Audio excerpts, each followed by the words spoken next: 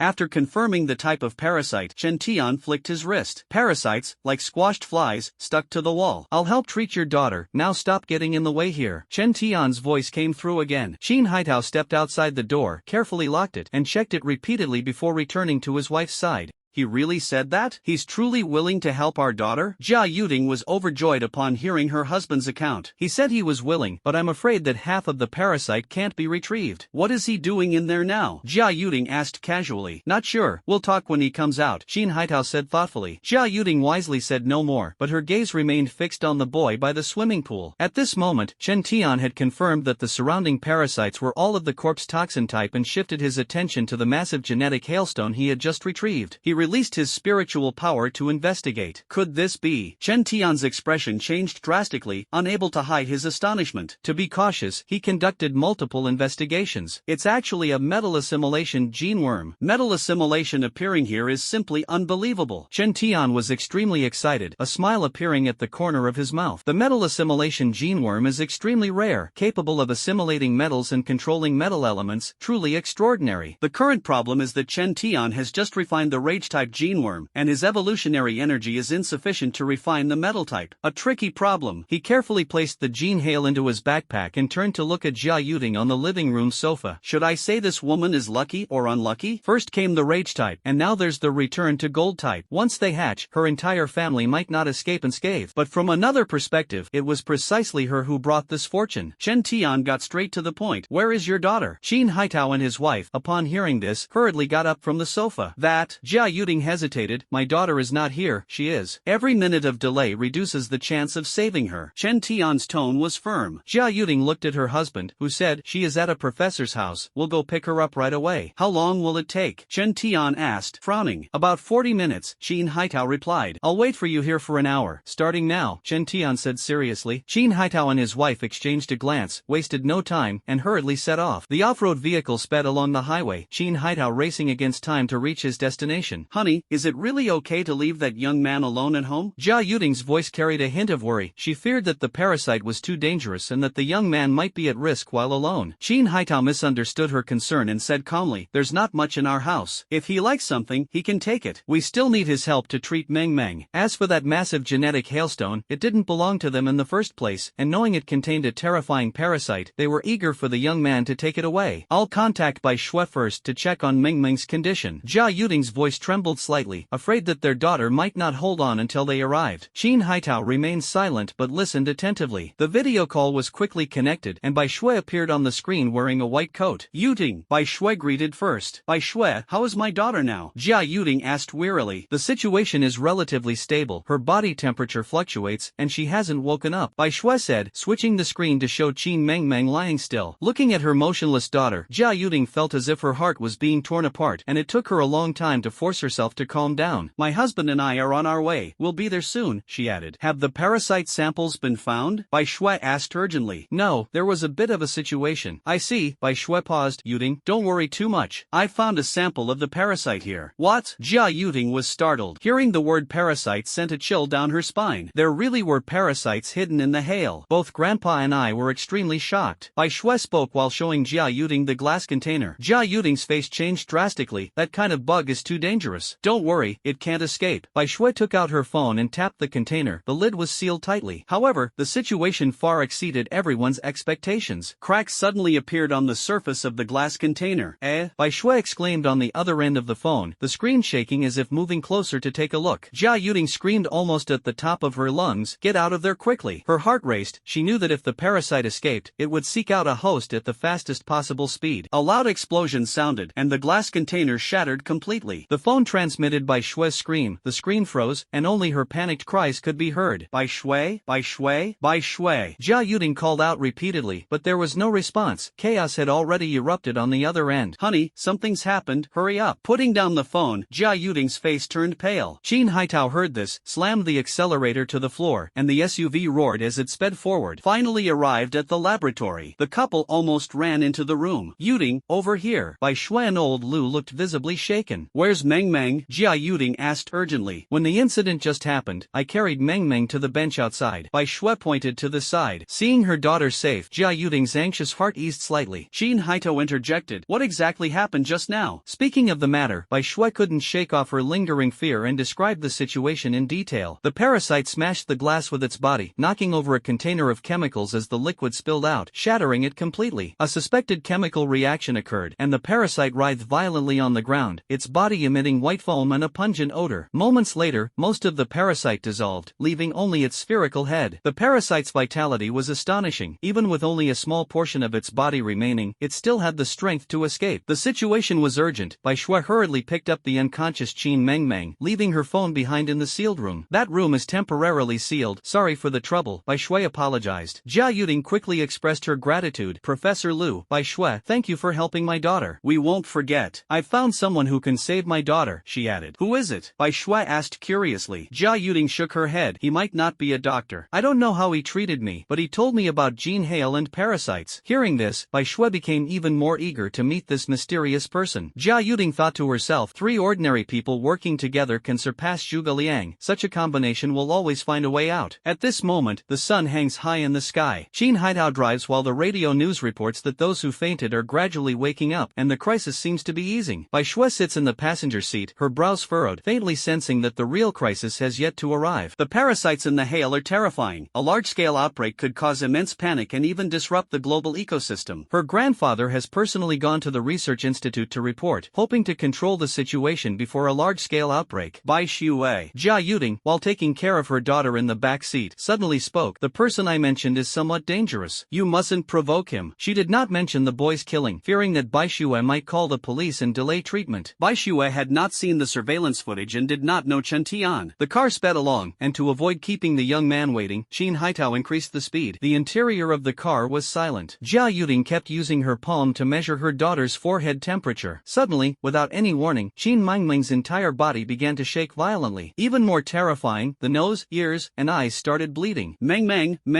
what's wrong? Don't scare mommy. The carriage instantly descended into chaos, and even the driver, Qin Haitao, nearly crashed into the guardrail. Fortunately, the car finally arrived at the doorstep. Come quickly, save my daughter. As soon as the car door opened, Jia Yuding screamed with all her might, tears streaming down her face. Qin Haitao picked up his trembling daughter and rushed into the house. At this moment, only that young man might still be able to save their daughter. After obtaining the Guijin Lei genetic hailstone, Chen Tian fell into deep contemplation. I've just stepped into the quasi-awakened stage. Refining and absorbing new genetic hail in such a short time is too risky. He sat on the sofa, his gaze fixed on the open backpack, inside which lay the massive genetic hail. The metal-type genetic worm was extremely tempting to him. If he could awaken its exclusive energy, it would be a tremendous asset in the later stages of the apocalypse. But the problem now is that he simply cannot continue to absorb and refine it. Even if we temporarily set aside the risks, the evolutionary energy required for the refining process is already a major challenge. He still had 3 energy jade pendants in his hand, but the evolutionary energy contained within them had significantly diminished compared to the beginning. It was a drop in the bucket, and there was very little he could do. If such a rare Guigol type of genetic worm were refined into evolutionary liquid, it would truly be a huge waste. Frowning, Chen Tian pondered deeply for a solution. Although refining gene worms into evolution liquid makes absorption convenient, relying on it to break through evolution is not perfect. It may be fine in the early stages of the apocalypse, but in the later stages, its drawbacks become fully exposed. Such a rare Guijin type first-generation gene worm, how could he bear to refine it into liquid? If only I could store this piece of gene hail, he thought to himself. If the genetic hail lacks the evolutionary energy to sustain it, the genetic worms within the ice will awaken. Regardless of whether the ice melts, the parasites will burrow out in search of food. The melting of the hail further accelerates the awakening of the genetic worms, so genetic hail that falls into water often hatches the worms first. Chen Tian gently placed his palm on the genetic hail, using mental energy to sense the movements of the genetic worm inside. With a focused expression, he was extremely cautious about matters involving strength and evolution. Preliminary estimates suggest this genetic worm will naturally hatch within 3 days at most. If placed in a frozen environment, it can only extend by about 2 days. Chen Tian calculated the time. If he used 3 energy jade pendants to inject evolutionary energy, he might be able to hold on for another 3 days. At most, only about 8 days. He must find sufficient evolutionary energy within these 8 days to refine and absorb it. But the meteor shower baptism only happens once, and the only current way to obtain evolutionary energy is by extracting gene worms. Every gene worm contains a small amount of evolutionary energy, serving as a source for sustaining life. Although the amount obtained is minimal, it's still better than nothing. With the extracted evolutionary energy, it should be able to sustain the gene hail form. Looks like there's no other choice. After careful consideration, Chen Tian made a decision. 3 energy jade pendants flew out, hovering above the gene hail. As the evolutionary energy was extracted, the 3 jade pendants instantly shattered. Chen Tian picked up the genetic hailstone and walked toward the refrigerator. Inside the villa, there was a large refrigerator in both the living room and the kitchen. He chose the living room refrigerator for convenient monitoring at any time. Inside the double-door refrigerator, Chen Tian cleared out the piled-up food and placed in the genetic hail. There will be a major blackout soon. Looks like I need to buy some ice for storage. Whoosh, whoosh, whoosh. He knew full well that even if those parasitized by the genetic worms did not immediately show symptoms, there would still be a few days of fusion period. A few days later, beasts would run rampant, social order would collapse, and it would become survival of the fittest, the strong preying on the weak. Chen Tian glanced at his watch. Half of the agreed hour with the couple had already passed. Although he was only supposed to wait for an hour, with the genetic hail temporarily placed here, he couldn't leave recklessly. Taking advantage of the remaining time, he prepared to head to the pool to search for genetic hail and genetic bugs. He was currently in urgent need of evolutionary energy. Though the bugs were small, they could still yield extractable material. Just as he was about to set off, he suddenly heard the sound of a car engine. Back so soon, Chen Tian stopped in his tracks. Since he had promised, there was no room for breaking his word. Come quickly, save my daughter. A woman's heart-wrenching cry echoed from the courtyard. Chen Tian frowned tightly. Crash. From the couple's words, he learned that their daughter's leg was parasitized by half a gene worm. She would remain unconscious for the next 3 days but was temporarily not in life-threatening danger. Such intense shouting seemed unnecessary. Before long, Qin Haidao rushed in, holding a little girl bleeding from her 7 orifices. Seeing Chen Tian standing there, Qin Haidao rushed rushed over as if grabbing a lifeline. Please save my daughter. Seeing the little girl's appearance, Chen Tian's face showed surprise. As far as he knew, gene worm parasitism wouldn't cause such a severe reaction, especially with a half-segment parasite. Could the couple be hiding something? Put her on the sofa, Chen Tian said expressionlessly. Qin Haitao, without hesitation, gently laid his daughter flat. Jia Yuding and Bai Shui also rushed over. On the way back, my daughter suddenly became like this, Qin Haitao added, slightly composed. Please, you must save my daughter, Jia Yuding pleaded tearfully, kneeling on the ground. Move aside, don't block the way, Chen Tian said bluntly, walking straight toward the sofa. Bai Shui stared at the boy's back, full of astonishment. No wonder the person Sister Yuding mentioned is this boy, who looks about 13 years old. Normal parasitism wouldn't cause these symptoms. What did you feed her? Chen Tian asked. We didn't feed her anything, Qin Haitao's words trailed off as he turned to look at Bai Shui, who was distracted. The couple indeed hadn't fed her, but who knows if someone else did. Bai Shui, startled upon hearing this, quickly explained, my grandfather and I didn't feed her anything either. Almost pierced to the heart by the young man's words. At this moment, Chen Tian had already placed his palm on the little girl's forehead, using his mind power to investigate. Not sure what he discovered, but a meaningful smile appeared at the corner of his mouth. Interesting. Qin Haitao and his wife had been watching Chen Tian closely. Now, seeing him suddenly smile, they were stunned. Their daughter has already ended up like this, yet this young man can still laugh? Inside her body, there isn't just one gene worm. Chen Tian suddenly spoke. And this discovery is precisely the reason for his laughter. Logically speaking, it is impossible for two gene worms to parasitize the same host simultaneously, because gene worms secrete special pheromones during parasitism to assert sovereignty over the host's body. However, the little girl in front of them not only experienced this rare situation, but even more astonishingly, both types of genetic worms were incomplete and fragmented.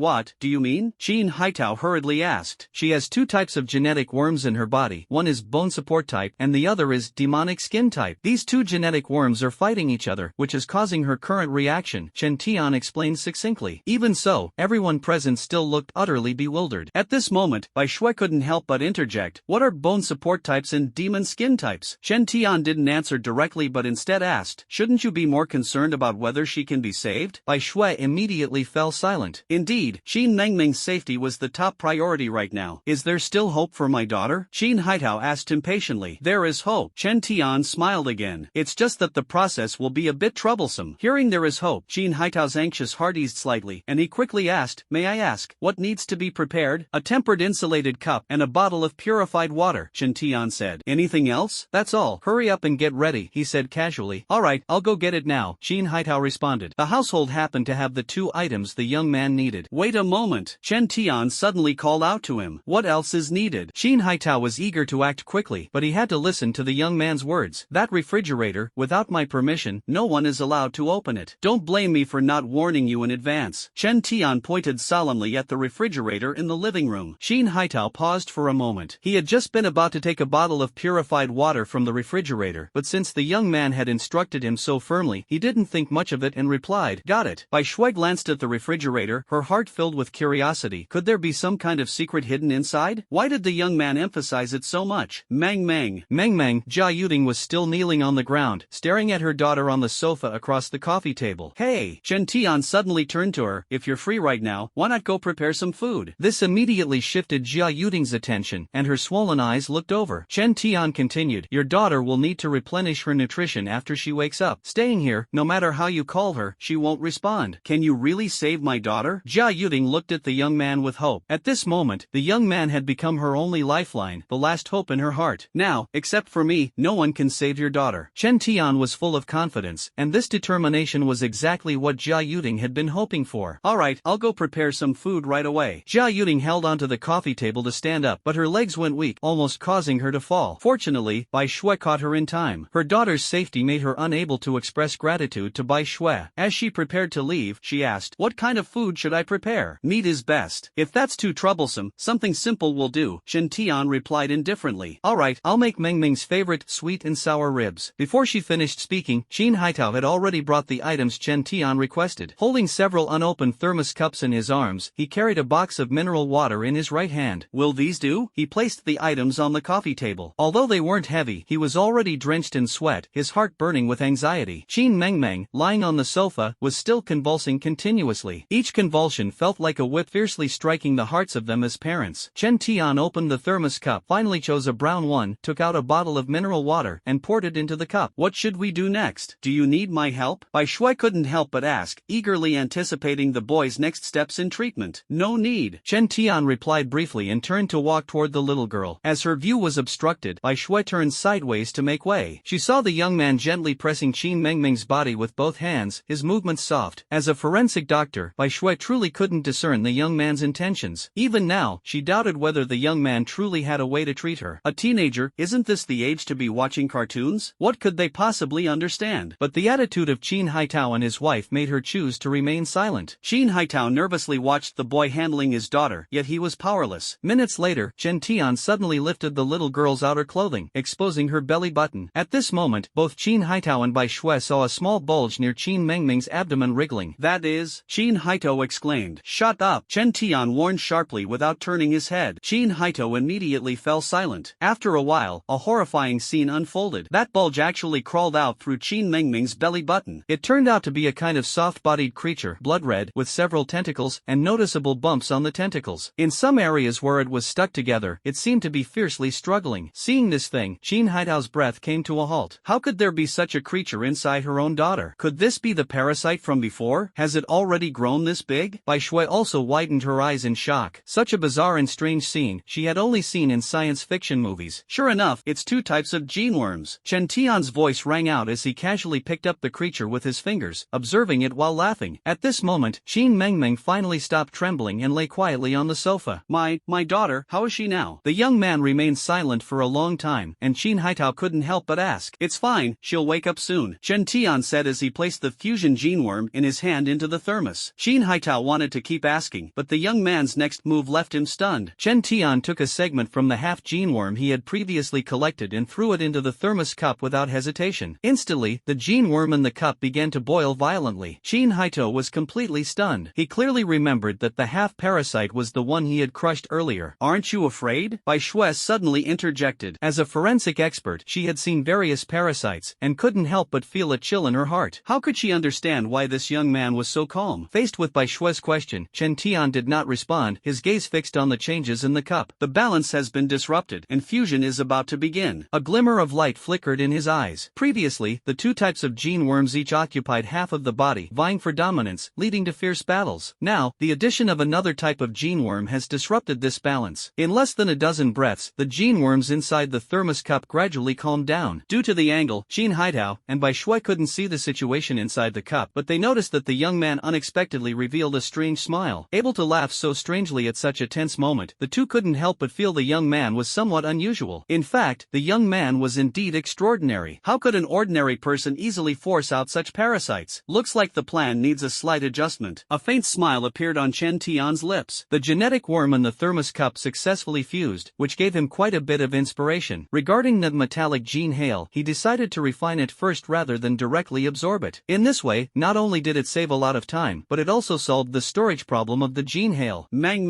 Qin Haitao suddenly called out, noticing that his daughter on the sofa seemed to move slightly. Bai Shui turned her gaze and exclaimed in surprise, Meng is awake. It really is so. The little girl at this moment opened her eyes, looking innocently at the ceiling. Meng. Qin Haitao took 2 steps and 3 strides to the sofa, his eyes full of joy. Daddy! The little girl's voice was slightly hoarse. Dad is here. Meng. How are you feeling now? Qin Haitao asked anxiously. It hurts so much. The girl's voice was weak. Where does it hurt? Tell Dad. Qin Haitao's heart tightened, and his slightly relaxed emotions became tense again. He was afraid his daughter might have some after effects. My stomach hurts so much. The little girl turned to look at her father. Don't be afraid, Meng, you'll feel better soon. While comforting her, Qin Haitao quickly looked at Chen Tian. The young man seemed to be in a good mood. Without waiting for him to ask, he proactively explained, some pain is a normal reaction, don't worry. The symptoms will ease after eating. Daddy! The little girl on the sofa spoke again. Qin Haitao quickly squatted down, tightly holding his daughter's cold little hand. Daddy's here. Where's mommy? Qin Meng asked weakly. Your mommy is here too. She went to make something delicious for you, Qin Haitao said, then shouted toward the kitchen, Yuting. Jia Yuting heard the shout and was busy cooking. She hadn't even put down the spatula before rushing out in a hurry. Yuting, our daughter is awake, Qin Haitao said excitedly. Their daughter had turned the corner, and his mood instantly brightened. Meng. Jia Yuting almost sprinted over. Mom, why are you crying? Qin Meng reached out to wipe away her mother's tears. Mom is happy, Meng,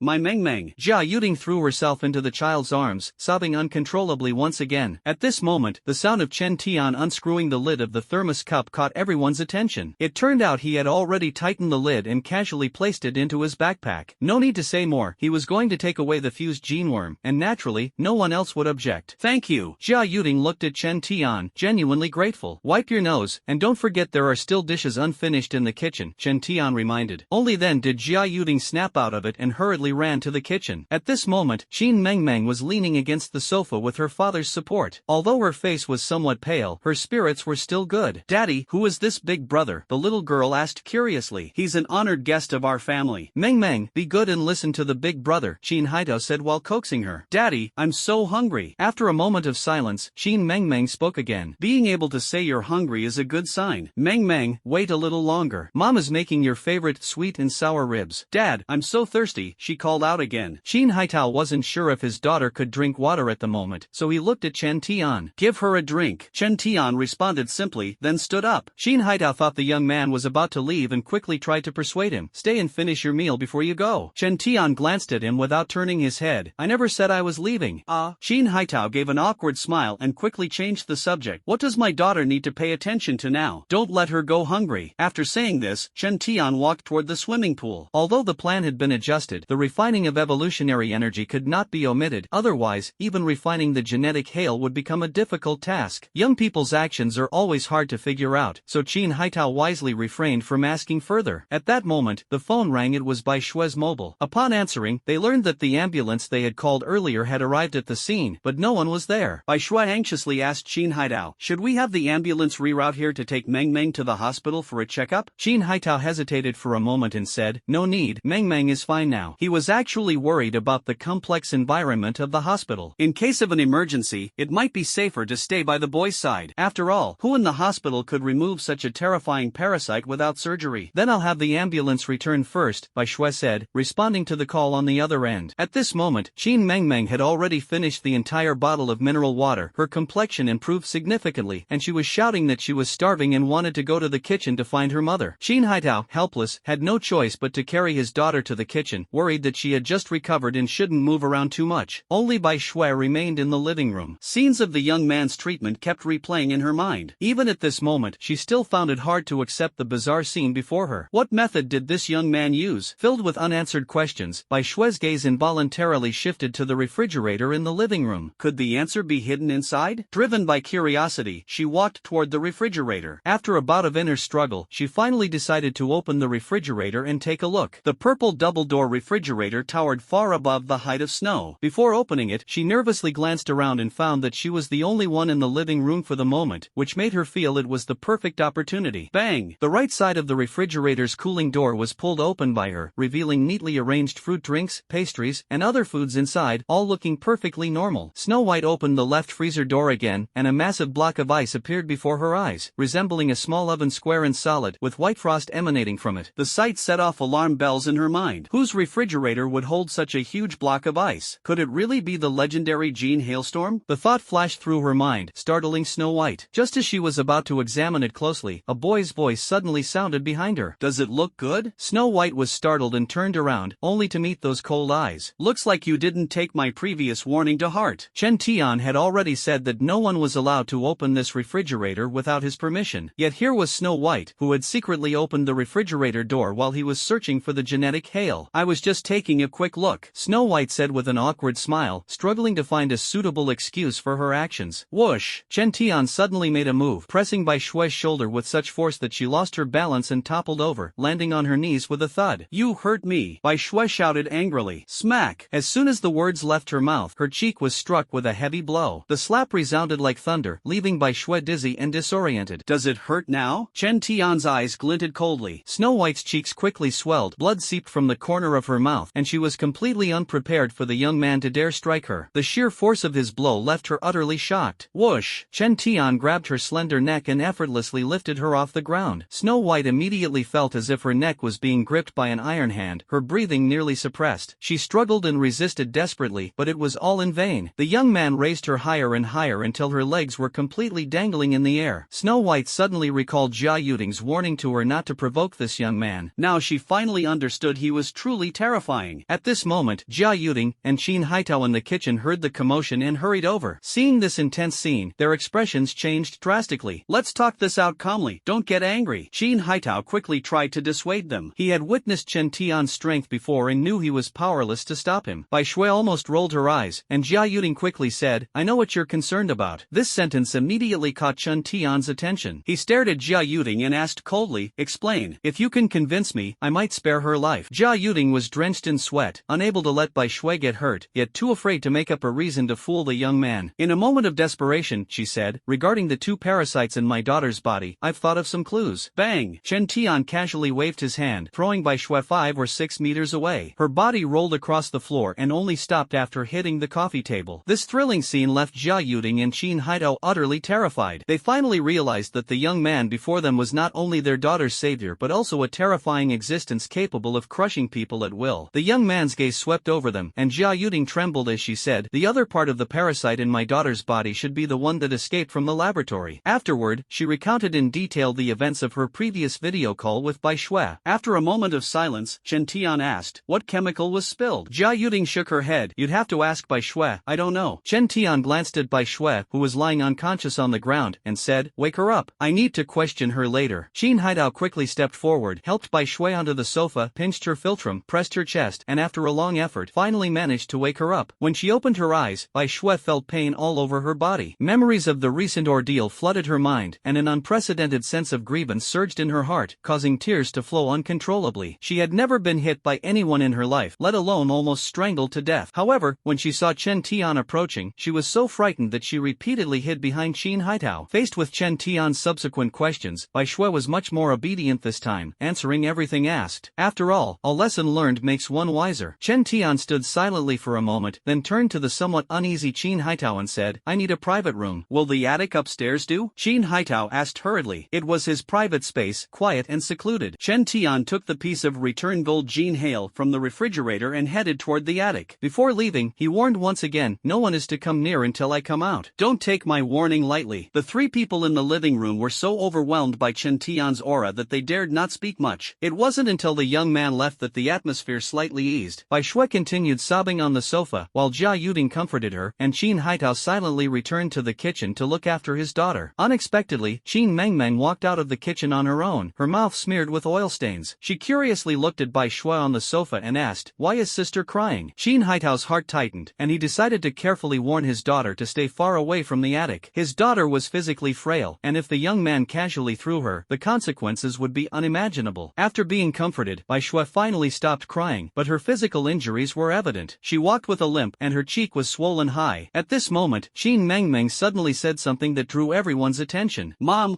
why is Nuno still sleeping outside?" She curiously pointed outside the pool. Shin Haitao and his wife suddenly remembered that it wasn't just their daughter who was parasitized, but also that big yellow dog. Looking at the big yellow dog lying motionless outside the glass door, for some reason, both of them felt a sudden chill down their spines. "Hey, Mom, look, Nuno seems to be waking up." As Shin Mengmeng spoke, she was about to rush over, but Shin Haitao grabbed her firmly. In his nervousness, he instinctively covered his daughter's mouth. In the living room, apart from the child Shin Mengmeng, the other three adults were all gripped with fear at the sight before them. Through the glass door, a faint, grating sound resembling the friction of bones could be heard. The large yellow dog, which had been motionless, suddenly convulsed violently, and the strange sound was coming from its body. Everyone held their breath, as if they had forgotten how to breathe. The sound grew increasingly clear, and the big yellow dog slowly stood up. Since its back was turned to the crowd, they couldn't see its appearance for the moment, but its abnormally twisted posture made it obvious at a glance that it hadn't recovered normally. The big yellow dog's limbs bent backward, wobbling as it tried to adapt to its twisted body. "Honey," Jia Yuding's heart trembled. "Yuding, you take care of Mengmeng first, I'll go and check." Shin Haitao handed Shin Mengmeng to Jia Yuding. Even little Mengmeng sensed the strange atmosphere, curling up tightly in her mother's arms without saying a word. "Honey, be careful," Jia Yuding reminded softly. "Having a man at home always makes one feel more at ease." Shin Haitao said no more. Wearing slippers, he bent down and slowly walked forward, casually picking up a broom in his hand. The closer he got, the more piercing the sound of bones grinding became. His heart grew increasingly tense. The series of abnormal events left him not daring to take anything lightly. 3 meters, 2 meters, 1 meter. Step by step approaching the glass door, Shin Haitao's footsteps grew lighter, but his grip on the broom tightened. Suddenly, the big yellow dog outside the glass door turned abruptly, their eyes meeting. Shin Haitao froze for a moment, noticing that its appearance was normal, and felt a sense of relief. relief. His tense nerves relaxed slightly, and he tentatively called out, "Nyo-nyo." The big yellow dog did not turn its head, still staring blankly ahead. "Nyo-nyo." Shin Haitao shouted louder again. The big yellow dog's body twitched again.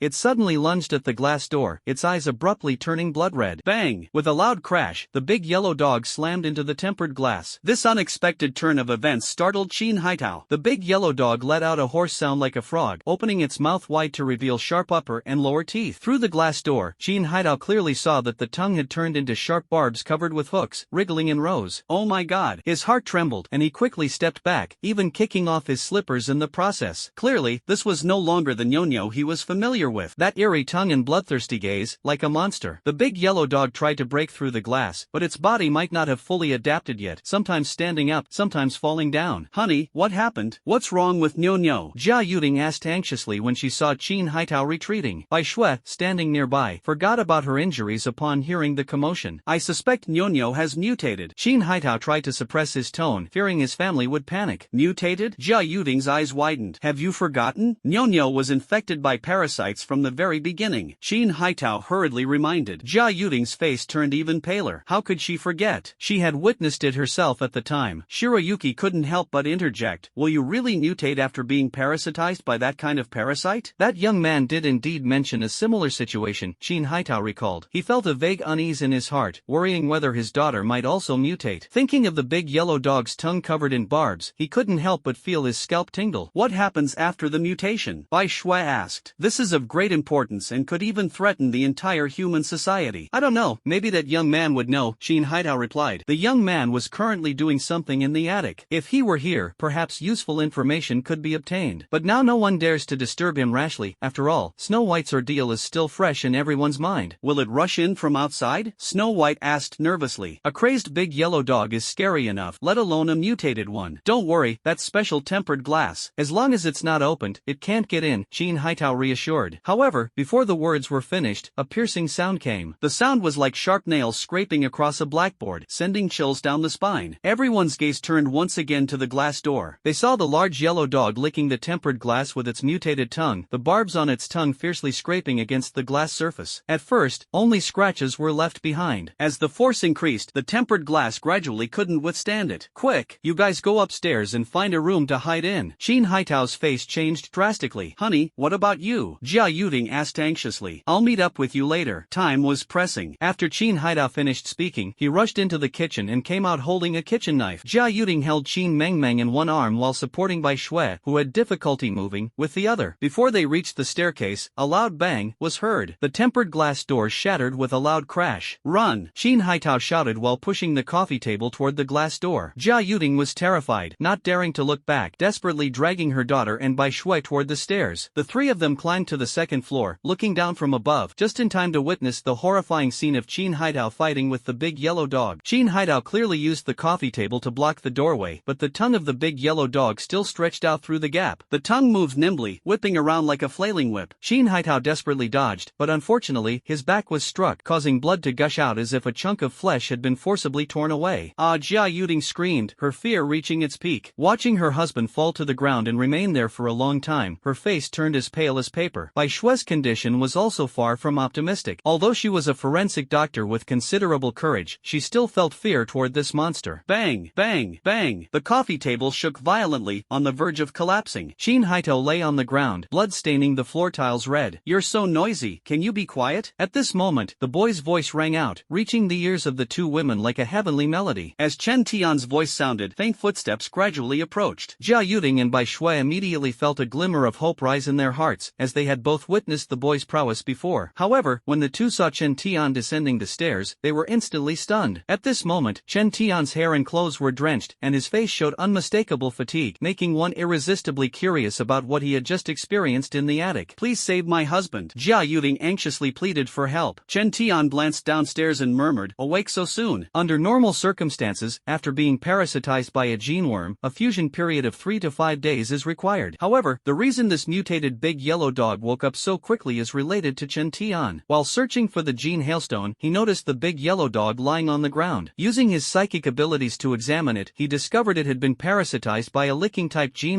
which had already fused into its brain, leaving it virtually beyond saving. But possibly stimulated by by thought energy, the dog, which originally needed several days to awaken, has now become active ahead of time. Clearly, this big yellow dog has not yet completed its fusion. Currently, only its tongue has mutated. Chen Tian slowly descended the stairs, each of his movements tugging at the heartstrings of Jia Yuding and Bai Shui. The two were filled with curiosity, eager to know how the young man would deal with this mutated big yellow dog. Slap, slap, slap. The mutant dog's tongue continued to lash wildly, stretching 3 to 4 meters long. Are you still alive? Chen Tian walked over to Qin Haitao. Qin Haitao struggled to stand up, covered in blood, his face filled with horror. It's already mutated. He bent over weakly to warn, the wound on his back causing him unbearable pain. Give me the knife, Chen Tian suddenly said. Qin Haitao hesitated for a moment but still handed over the kitchen knife. So noisy, Chen Tian said disdainfully, holding the kitchen knife and swaggering toward the door. Whoosh! As soon as he got close, the mutant dog's tongue suddenly lashed out, striking with uncanny precision as if it had eyes. Chen Tian's body swayed slightly, effortlessly dodging all attacks. His composure and calmness were incredibly shocking in the eyes of Qin Haitao and the others. Within a few steps, Chen Tian had already reached the door. The coffee table blocking the door was still being rammed by the mutated dog and could be knocked over at any moment. Whoosh! The mutant dog's tongue instantly turned into a spear, thrusting straight at Chen Tian's chest. Swish! The knife in Chen Tian's hand swung like an afterimage, slicing the tongue in one stroke. Afterward, he raised his foot and kicked forcefully, sending the obstructing coffee table flying. The coffee table crashed into the wall, almost collapsing the entire wall. This scene left Qin Haitao, Jia Yuding, and Bai Shui dumbfounded. They knew the young man was extraordinary, but they hadn't expected him to be able to kick away the heavy coffee table with such astonishing force. What shocked Bai Shui even more was that the young man had clearly held back when he acted against her earlier. Otherwise, a single slap could have sent her head flying. After the coffee table was removed, they were finally able to see the true form of the mutated dog behind the door. It really mutated. At this moment, the large yellow dog stood with its limbs bent in a spider-like bizarre posture. Its tongue had been severed, blood flowing from its mouth, yet it felt no pain. Seeing Chen Tian appear, the mutated dog exerted force with its limbs, suddenly springing up from the ground and lunging straight at Chen Tian. Chen Tian swung the blade again. With a single slash, the life of the mutated yellow dog came to an end. So troublesome. Chen Tian walked back, carrying the blood-stained kitchen knife. Qin Haitao looked at him, his gaze as if staring at a deity. The fierce young man moved swiftly. The mutated dog's head had already fallen, yet he hadn't seen the entire process clearly. Take it. Chen Tian tossed the kitchen knife to Qin Haitao. Qin Haitao hurriedly caught it, standing frozen in place as if he had just experienced a nightmare. After confirming the crisis was over, Jia Yuding quickly ran downstairs and came to Qin Haitao's side. Honey, are you okay? Let me see the wound. Qin Haitao turned around, revealing his back covered in bloody wounds. Jia Yuding was both shocked and pained, just about to take him back to the room to treat his injuries. At this moment, the boy's voice suddenly rang out. Hey, get me something to eat?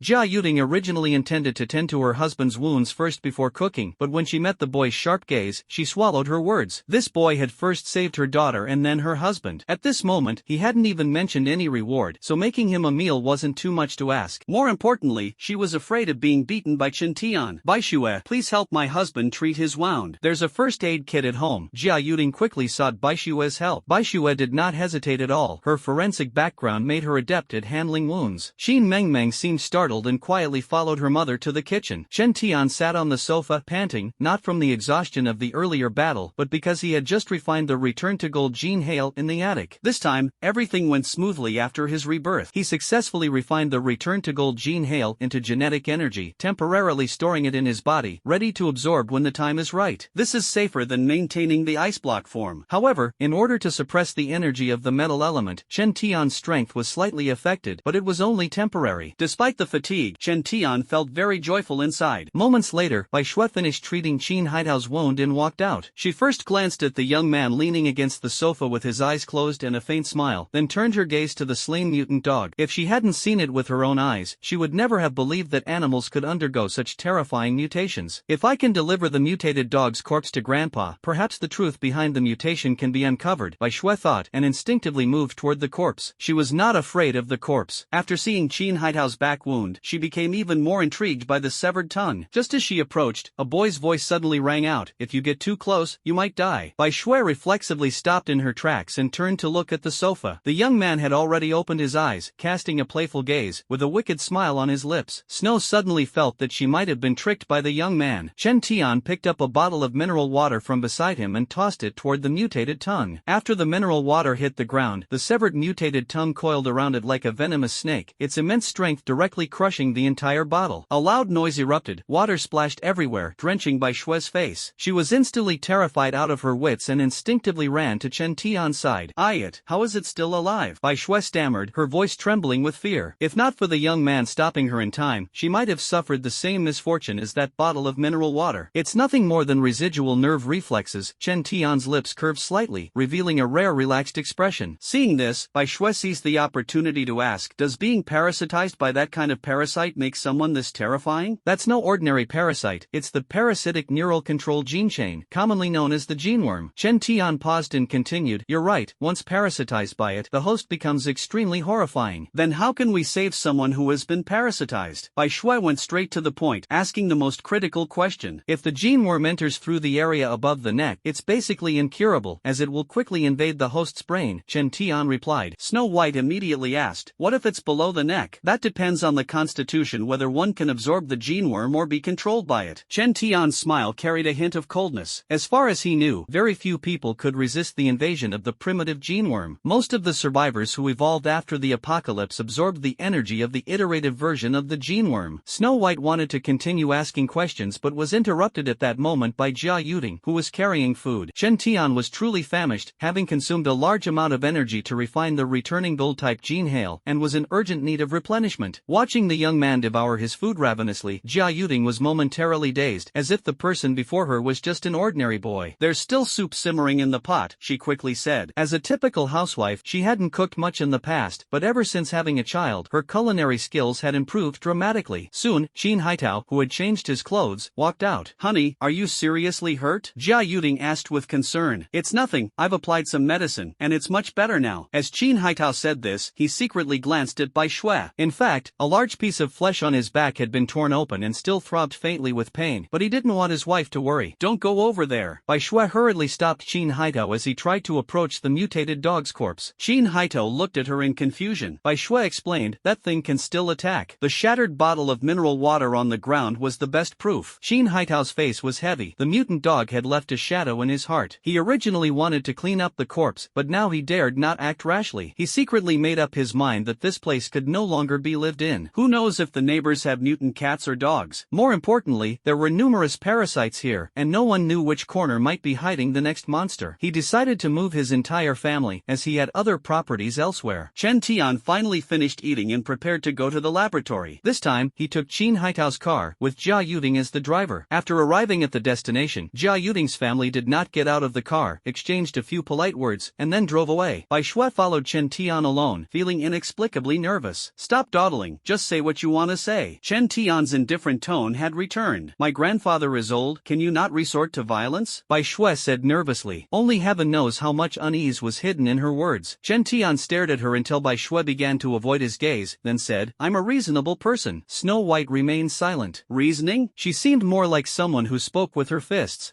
Snow, what happened to your face? As soon as she entered the door, she ran into old Lu. It's nothing, just a little accident. Snow White didn't want to say much. The boy who had hit her was still nearby, so she quickly changed the subject. Grandpa, that little girl is fine now. Don't worry. She's fine already? How was she treated? Did you meet the doctor? Old Lu asked eagerly. Grandpa, you might not believe it, but it's this person right here. Bai Shue suddenly realized she didn't even know the boy's name. Where's the room with the spilled chemical agents? Chen Tian didn't want to waste time on pleasantries and asked directly. It's inside, I'll take you there. Bai Shue quickly led the way, trying her best to avoid a direct confrontation between her grandpa and the boy. The laboratory was still sealed. Before the boy could kick it open, Bai Shue unlocked it with a key. You don't need to follow me in. Leaving these words behind, Chen Tian walked straight in. Only then did Bai Shue have the chance to talk properly with her grandfather. Old Lu was very curious about the young man's identity, but was quickly drawn to the story Bai Shue recounted. Mutant dog? Old Lu exclaimed in shock. If what Bai Shue said is true, the problem is serious. According to the investigation, gene hail is randomly scattered everywhere and completely uncontrollable. Once all the parasites hatch, it will bring about the apocalypse. Bai Shue, did you bring back the sample? Lu Lao asked urgently. This matter is severe and must be reported to the relevant departments. The sample is key evidence. Snow White shook her head. I didn't take a sample, but I took photos. Quick, let me see them, said old Lu. Snow White was using a high-end foreign phone with excellent photography capabilities, and the photos clearly showed the details of the mutated dog. This is unbelievable. Old Lu's face darkened. Staring at the vine-like giant tongue on the phone, a heavy feeling weighed on his heart. heart. Bai Shui wanted to add more details, but unexpectedly, Chen Tian walked out from inside. Just as old Lu was about to talk to Chen Tian, the boy's phone rang. The caller ID showed it was a student he had once mentored. Teacher Lu, it's me, Tian Mi. Are you available now? My classmates and I discovered a meteorite, and some strange phenomena occurred during our research. A woman's voice came through the phone. Yes, Lu Lao was about to ask for details when the phone was snatched by Chen Tian. Describe the appearance of the meteorite you mentioned to me. Chen Tian asked coldly.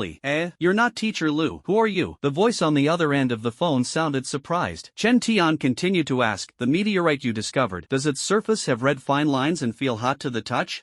How do you know that? The woman on the other end of the phone was astonished. Chen Tian's face turned serious. Do as I say, or you'll all be parasitized. Following the location sent by Tian Mi, Bai Shui drove to a factory building. This should be the place, Bai Shui muttered, her eyes secretly glancing at the young man sitting in the back seat through the rearview mirror. She felt uneasy, unsure whether Chen Tian's words were true or false. Just how dangerous was that meteorite to make her personally drive here? Noticing the young man looking up at her, Bai Shui quickly averted her gaze, silently admitting to herself that she was indeed somewhat afraid of him. As they got off the car, a beautiful woman with a ponytail, about the same age as Bai Shui, approached them. She was Tian Mi, the one who had just spoken on the phone. Before Lu Lao could speak, Chen Tian spoke first. Did you do as I said? Tian Mi looked at Chen Tian with a face full of astonishment, and the atmosphere instantly became tense. Bai Shui quickly stepped forward to introduce, this is Chen Tian, an expert in the field. Although she had long known Chen Tian's name, the title expert was entirely her own addition. We've already wrapped the meteorite in tin foil, Tian Mi said, then turned to Mr. Lu, her brows slightly furrowed. Mr. Lu, the meteorite won't be radioactive, will it? That can only be determined after testing, Mr. Lu replied vaguely. Upon entering the room, Bai Shui noticed 4 other young people around Tian Mi's age, 2 men and 2 women, busy at work. Chen Tian frowned slightly and asked, has anyone fainted? Others might not sense it, but as soon as Chen Tian entered the door, he felt a strong evolutionary energy. Although he hadn't seen the meteorite, he concluded that it must be an energy meteorite, falling along with the meteor shower. Energy meteorites release evolutionary energy, attracting gene worms to come. Although foil wrapping can weaken energy release, it cannot completely isolate it. We didn't faint, Tian Mi answered with a smile. She felt that Chen Tian was like an immature teenager, but due to Bai Shui's introduction, she had to cooperate. Chen Tian said little, opened his backpack, and laid out the jade pendants one by one on the table. Everyone showed strange expressions. He did not explain, only gave a cold warning. No one is to touch these jade pendants without permission. Since the room is filled with evolutionary energy, crafting energy jade pendants is less labor-intensive than refining gene worms. What is this for? Tian Mi asked curiously. Old Lu also appeared puzzled, but only Bai Shui said nervously, listen to him, absolutely do not touch the jade pendants. Tian Mi secretly chuckled but still nodded in agreement. Suddenly, Chen Tian sternly commanded, everyone, silence. This abrupt and severe tone startled Bai Shui and also drew everyone's attention. Chen Tian stood still, his gaze sweeping from side to side, his ears slightly twitching. The crowd was initially quiet, but soon someone couldn't hold back. A man wearing glasses laughed and asked, come on, what's with all the mystery? Snow White stared at Chen Tian, noticing his furrowed brows as a scalpel slipped out of his sleeve. Don't. Snow White had just shouted the word when the scalpel flew out, directly targeting the man with glasses. The sudden situation stunned everyone, especially the man with glasses. A scalpel grazed past his cheek, scaring him into touching his face, relieved to find no blood. Just as he was angrily about to lash out, Snow White pointed behind him, watch out. The man with glasses turned around to see a bizarre insect covered in antennae pinned to the wooden board by the scalpel, less than half a meter away from him. Damn it! The man with glasses was startled and hurriedly dodged. What is that? Tian Mi turned pale with fright. Women are especially afraid of insects, let alone such disgusting and strange bugs. Could it be a gene bug? Bai Shui was astonished. She knew clearly that once the gene worm burrowed into the brain, death was inevitable. This meant that the scalpel Chen Tian had just thrown saved the man's life. Bai Shui felt the entire room filled with a dangerous aura and instinctively moved closer to Chen Tian. Chen Tian glanced at her, and she pretended not to notice. If she had to choose between Chen Tian and the gene bug, she would unhesitatingly choose to accompany Chen Tian. Whoosh! Chen Tian threw another scalpel. The blade was seen pinned to the writing board 10 meters away, where a translucent little bug was struggling. What is a gene bug? Tian Mi noticed Bai Shui's panic and quickly asked. That's a terrifying creature that can burrow into the human body, Bai Shui replied. Upon hearing that it could burrow into the human body, Tian Mi felt uneasy and quickly looked at Professor Lu. Professor Lu, what exactly is going on? From what I know, after the meteor shower, strange ice blocks appeared globally, containing insect-like creatures with highly parasitic traits that can cause mutations in their hosts, Professor Lu explained briefly. Mutations? Tian Mi's eyes widened. If it weren't for hearing it from old Lu, she would almost almost think it was a joke. I saw a big yellow dog mutate with my own eyes, Bai Shui added. Then, what about the meteorite? Tian Mi hesitated and asked. I guess it will attract gene worms, Bai Shui speculated. I have to say, she is very smart. You guys are really lucky. Chen Tian suddenly spoke. Where is that meteorite? Tian Mi pointed in one direction. Chen Tian found a football-sized meteorite wrapped in tin foil in the glass cabinet. Without anyone noticing, Chen Tian's face revealed a smile. He had once been troubled by the lack of evolution energy, but now he unexpectedly obtained this energy meteorite. By absorbing the energy within, even if he couldn't immediately break through to become an awakened one, he could stabilize the metallic gene energy in his body. What a case of getting exactly what he needed. Just as Chen Tian was about to put the meteorite into his backpack, a group of people suddenly barged in, claiming they wanted to seize the meteorite. Obviously, they were here to rob it. Amid a flurry of hurried footsteps, more than 20 people poured into the factory, most of them dressed in blue uniforms. Leading them was a young man in his 20s, exuding an air of arrogance. The sudden appearance of this group instantly diluted the tense atmosphere that had filled the room. Coming early isn't as good as coming at the right time. Everyone's here. The young man spoke with a smile. Tian Mi immediately stepped forward and asked vigilantly, is there something you need? She recognized this person, Lin Tianyu, the son of a certain factory leader who had harassed her not long ago. Nothing major. Lin Tianyu first grinned cheekily, then changed his tone. I heard you all have been studying a meteorite recently? Why are you asking this? Tian Mi became alert. From the very beginning, she felt that Lin Tianyu was not a good person. Coincidentally, our factory just lost a sample material, which might be the meteorite you are researching. Lin Tianyu's eyes gleamed with a calculating light. He had learned that the meteorite was quite valuable and could fetch a good price on the black market. Tian Mi was so angry she almost laughed out loud. She had seen shameless people before, but never someone so brazen, speaking of outright theft with such righteous confidence. This is not your stuff, please leave. Tian Mi tried her best to suppress the anger in her heart. How could Lin Tianyu give up so easily? Bringing so many thugs, he naturally intended to seize the meteorite. Who gets to decide? We have to search it ourselves to be sure. Lin Tianyu signaled the people around him to take action. Stop. If you dare to act recklessly, I'll call the police. Tian Mi warned loudly. Call the police? Lin Tianyu sneered as he flicked his hair. Tian Mi, do you have any idea what's happening outside? Nowadays, emergency lines are almost always busy, and even if you manage to get through, there's no way the police will come. These vicious-looking people, accustomed to being domineering, began rummaging around everywhere. How can you do this? Tian Mi angrily pulled out her phone to call the police, but couldn't get through. This made the other party even more arrogant. Two male students tried to stop them but were violently pushed to the ground and warned, behave yourselves. The other party had the advantage in numbers and was armed with sticks. If a fight broke out, they would undoubtedly be at a disadvantage. Just as the situation was becoming chaotic, Chen Tian's voice suddenly rang out, don't touch those jade pendants. A man with a face full of scars saw the jade pendant on the table, his eyes lit up, and he developed the thought of taking it for himself. Although he heard Chen Tian's warning, he was just a child and didn't take it seriously, reaching out to grab the jade pendant. Whoosh! A piercing sound rang out, and the scarred man's outstretched hand was directly pierced by a scalpel. Ah! The scarred man screamed in pain as blood dripped from the wound. The sudden turn of events caused the thugs who were rummaging to stop immediately, and even the indignant Tian Mi was stunned. Chen Tian had already placed the energy meteorite into his backpack and walked over slowly. This meteorite is mine now, as repayment for saving your lives, Chen Tian said calmly. Tian Mi's pupils suddenly dilated, never expecting that this young man would also try to take her meteorite. It's you, kid. The scar-faced man with an injured palm glared angrily, pulled out the iron rod from his waist, and swung it fiercely. This scene almost made Tian Mi scream. The scar-faced man struck ruthlessly, aiming the rod directly at the boy's head. If it hit, it would likely be fatal. Crack! With the sound of bones breaking, the scar-faced man's arm fractured and twisted, causing the iron rod in his hand to fall to the ground. Ah! The scar-faced man screamed miserably, struggling to resist. Chen Tian sneered coldly and reached out to pull the scalpel from the man's palm. Remember to heed warnings next time. He wiped the blood on the scalpel onto the scar-faced man's clothes. The scar-faced man shouted and tried to counterattack, but Chen Tian kicked him away with one swift move. The room instantly fell into a deathly silence, with everyone's gaze fixed on Chen Tian. These thugs, who usually acted arrogantly, had never seen such a fierce young man before. Could this young man have trained in martial arts? What are you waiting for? The meteorite must be on him. Get it now. I'll double your reward. Lin Tianyu roared. They have strength in numbers, while the other side is just a child. What does it matter if they've trained in martial arts? Striking more ruthlessly is the key. Perhaps the bloodstains were too glaring, or perhaps the scalpel was too sharp, but this group hesitated for a moment. Lin Tianyu was furious. If the crowd he brought were scared off by a child, where would his dignity remain? Moreover, since this deal has been made, it must be carried out thoroughly. That meteorite meteorite must be seized no matter what. Increase the reward fivefold. Lin Tianyu shouted again. Generous rewards attract brave men, and those who were hesitant instantly had their eyes light up. Damn it, let's do it. Just a little brat anyway. As the shout rang out, more than 20 thugs drew their weapons, ready to charge forward. To everyone's confusion, Chen Tian actually put away the scalpel, a cold smile curling at the corner of his mouth. You will all die. His words were as cold as ice. Chen Tian had always believed, scum before the apocalypse, even worse scum after. In a previous life, they dared to steal and rob food. In this life, they dare to force the innocent into prostitution. He never hesitates when dealing with such scum. These people clearly had no idea how terrifying the young man before them was. Seeing him sheath his blade, their courage grew even bolder. Get him! Ka-ba! Ka-ba! Ka-ba! In less than a few breaths, more than 20 thugs were all lying on the ground, unable to get up. Their necks had all been forcibly twisted. The room was left with only the sound of pounding heartbeats. Who could have imagined that in just a few breaths, more than 20 people had all turned into corpses? Even more terrifying was that no one present could see how the young man accomplished it. The speed was so fast it exceeded the limits of human vision. How boring, Chen Tian said somewhat disinterestedly. These people aren't even qualified to warm him up. Don't be fooled by his slight decline in strength. He's still far beyond their reach. Lin Tianyu was completely stunned. This is no mere youth. It's clearly the arrival of a god of slaughter. Lin Tianyu was so nervous that he could hardly breathe. When he saw the young man looking at him, he almost collapsed to the ground. Almost forgot about you. Chen Tian's lips curved slightly as he smiled gently at him. Lin Tianyu, however, couldn't bring himself to smile. He only wanted to escape from here immediately, but he didn't dare to act recklessly. I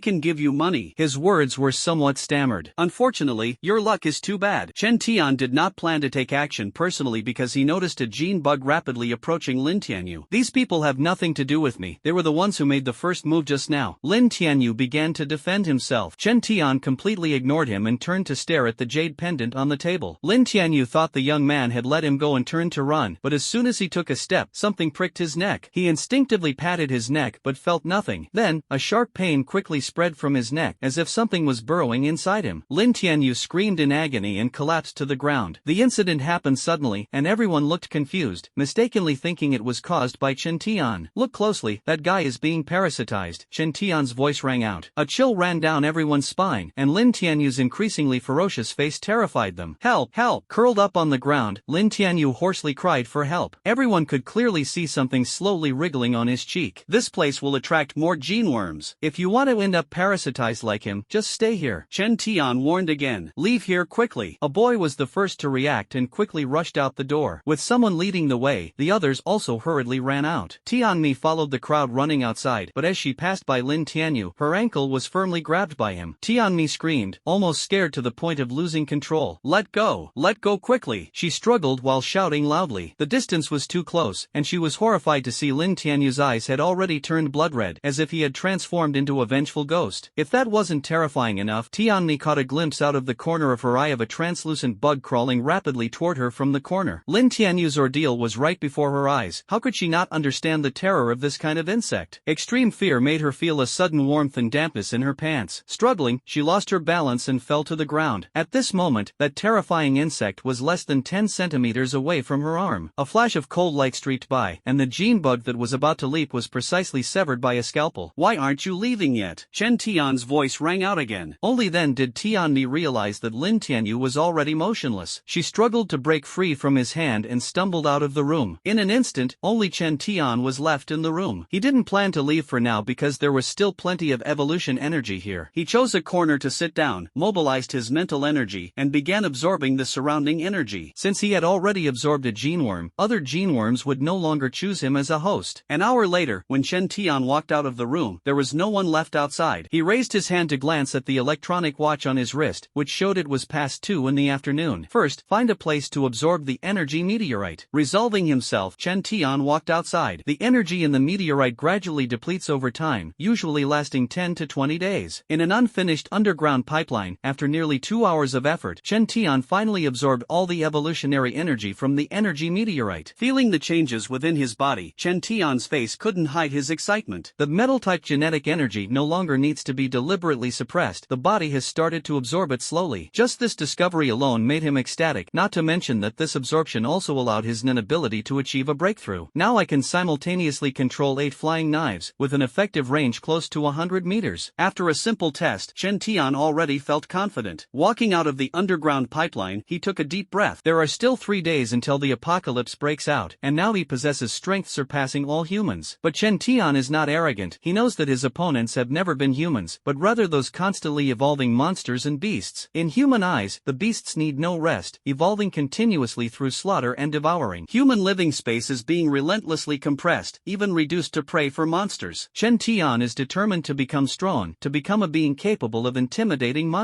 He casually moved his hands and feet, his strength surged once again, and a desire to fight welled up in his heart. Unfortunately, there was still no opponent capable of making him go all out. He picked up the shriveled backpack and decided to head back to the van first. There were still some supplies in the vehicle. In a milk tea shop by the window, 2 men were whispering to each other. "We've been watching for so long and haven't seen a single person. I think that van must have been abandoned and no one will ever come back for it," one of them said. Outside the floor-to-ceiling window, a silver-white van was parked, which was also their surveillance target. Brother Leopard is very angry. "This van is the only clue. We must keep a close watch." Inside the abandoned factory, those killed by the reborn Chen Tian were all sent by Brother Leopard. Now there are dead people over there. The identity of the killer is unknown, and it must be investigated thoroughly. The only clue is the stolen license plate van that drove away. The two were staring at that very vehicle. "I think we should just check the surveillance footage." "Are you stupid? Can we even check the surveillance footage for this? We can only investigate secretly." Just as they were talking, they suddenly saw someone getting into the van across from them and starting the engine. The two of them didn't dare sit still and immediately rushed out the door, got in their car, and followed. They tracked the van all the way, not forgetting to call Brother Bao to report. Chen Tian was driving the van, originally planning to use the remaining money to buy some supplies. "In 3 days, this money will be worthless and won't buy anything."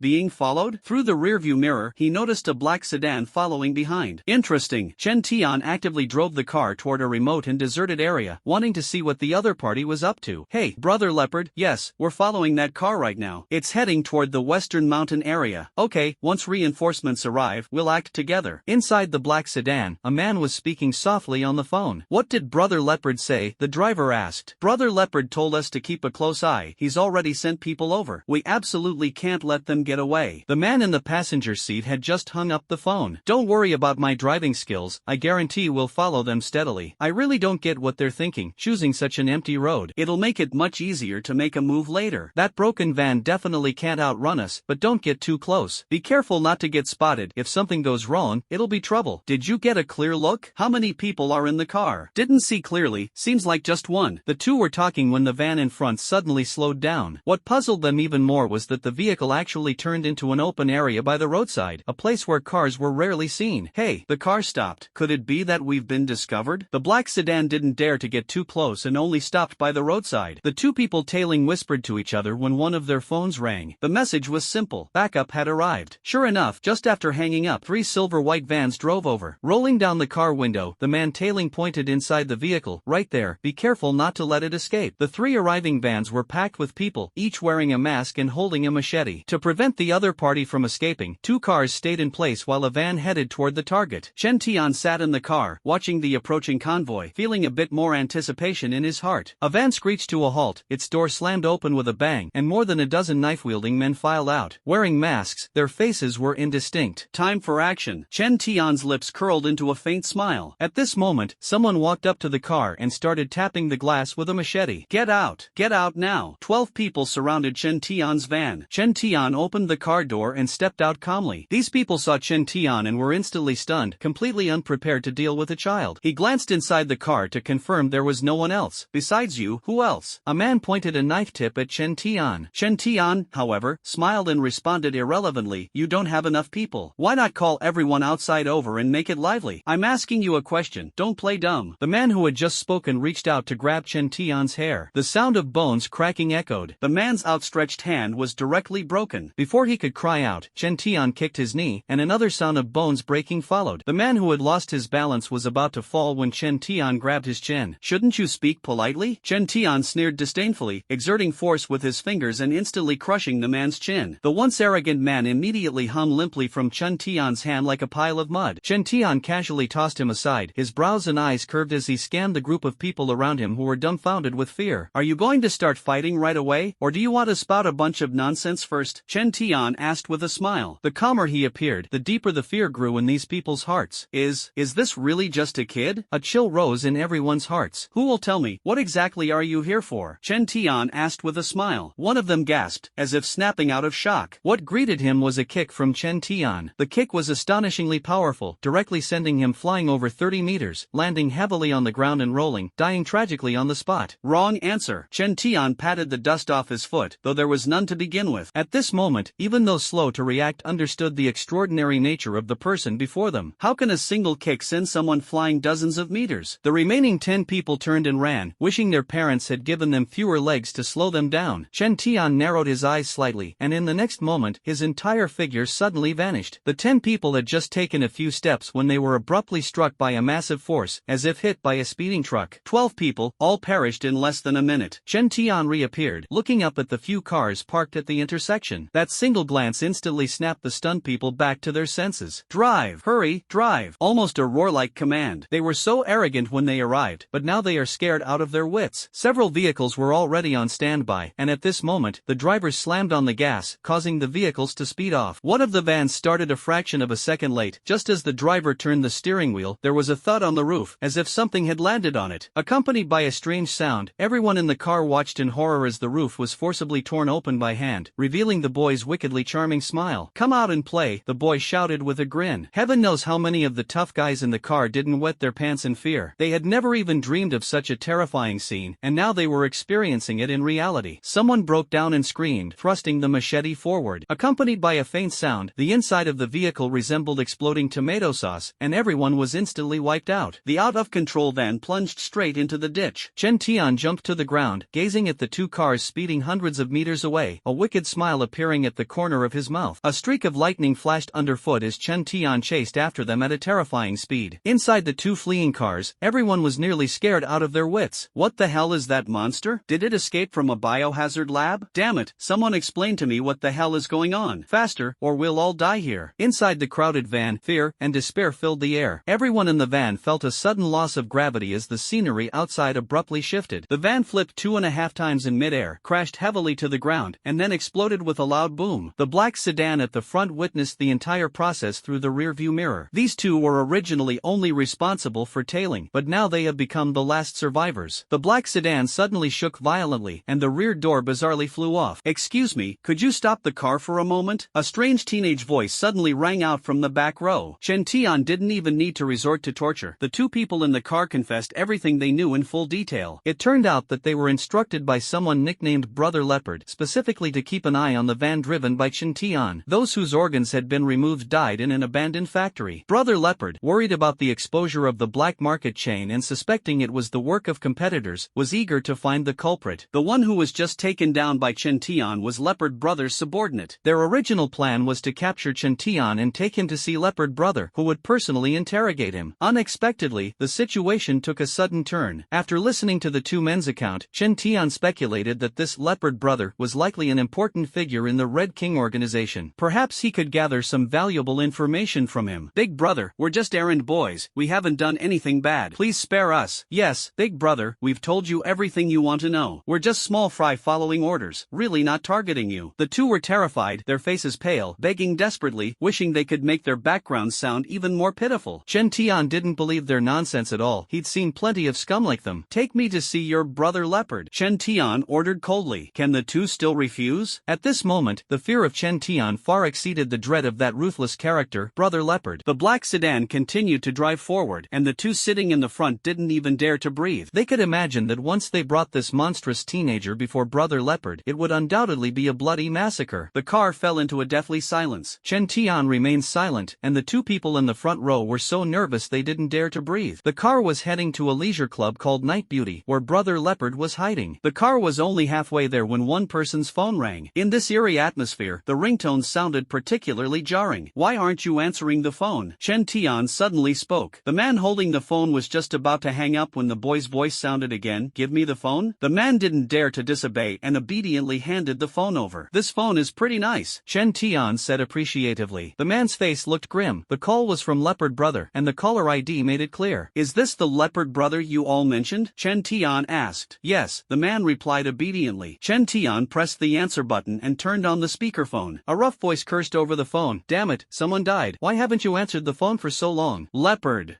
bro. The man quickly responded under Chen Tian's signaling gaze. He muttered to himself inwardly, "It's just another pile of dead people." "Did you catch the person?" Leopard Bro's impatient voice came through the phone. The man hesitated for a moment and looked at Chen Tian. "Are you mute? I'm asking if you've caught the person or not." Caught them. The phone signal is bad. Brother Leopard, we're on our way there." The man quickly replied. "How many did you catch?" "Just one." "Bring the person directly over, keep it clean, and don't let unrelated people see." The call ended, and the atmosphere in the car was so heavy it was almost suffocating. "Can this phone access the internet?" Chen Tian paid no attention to the conversation's content and instead carefully examined the phone in his hand. Yes.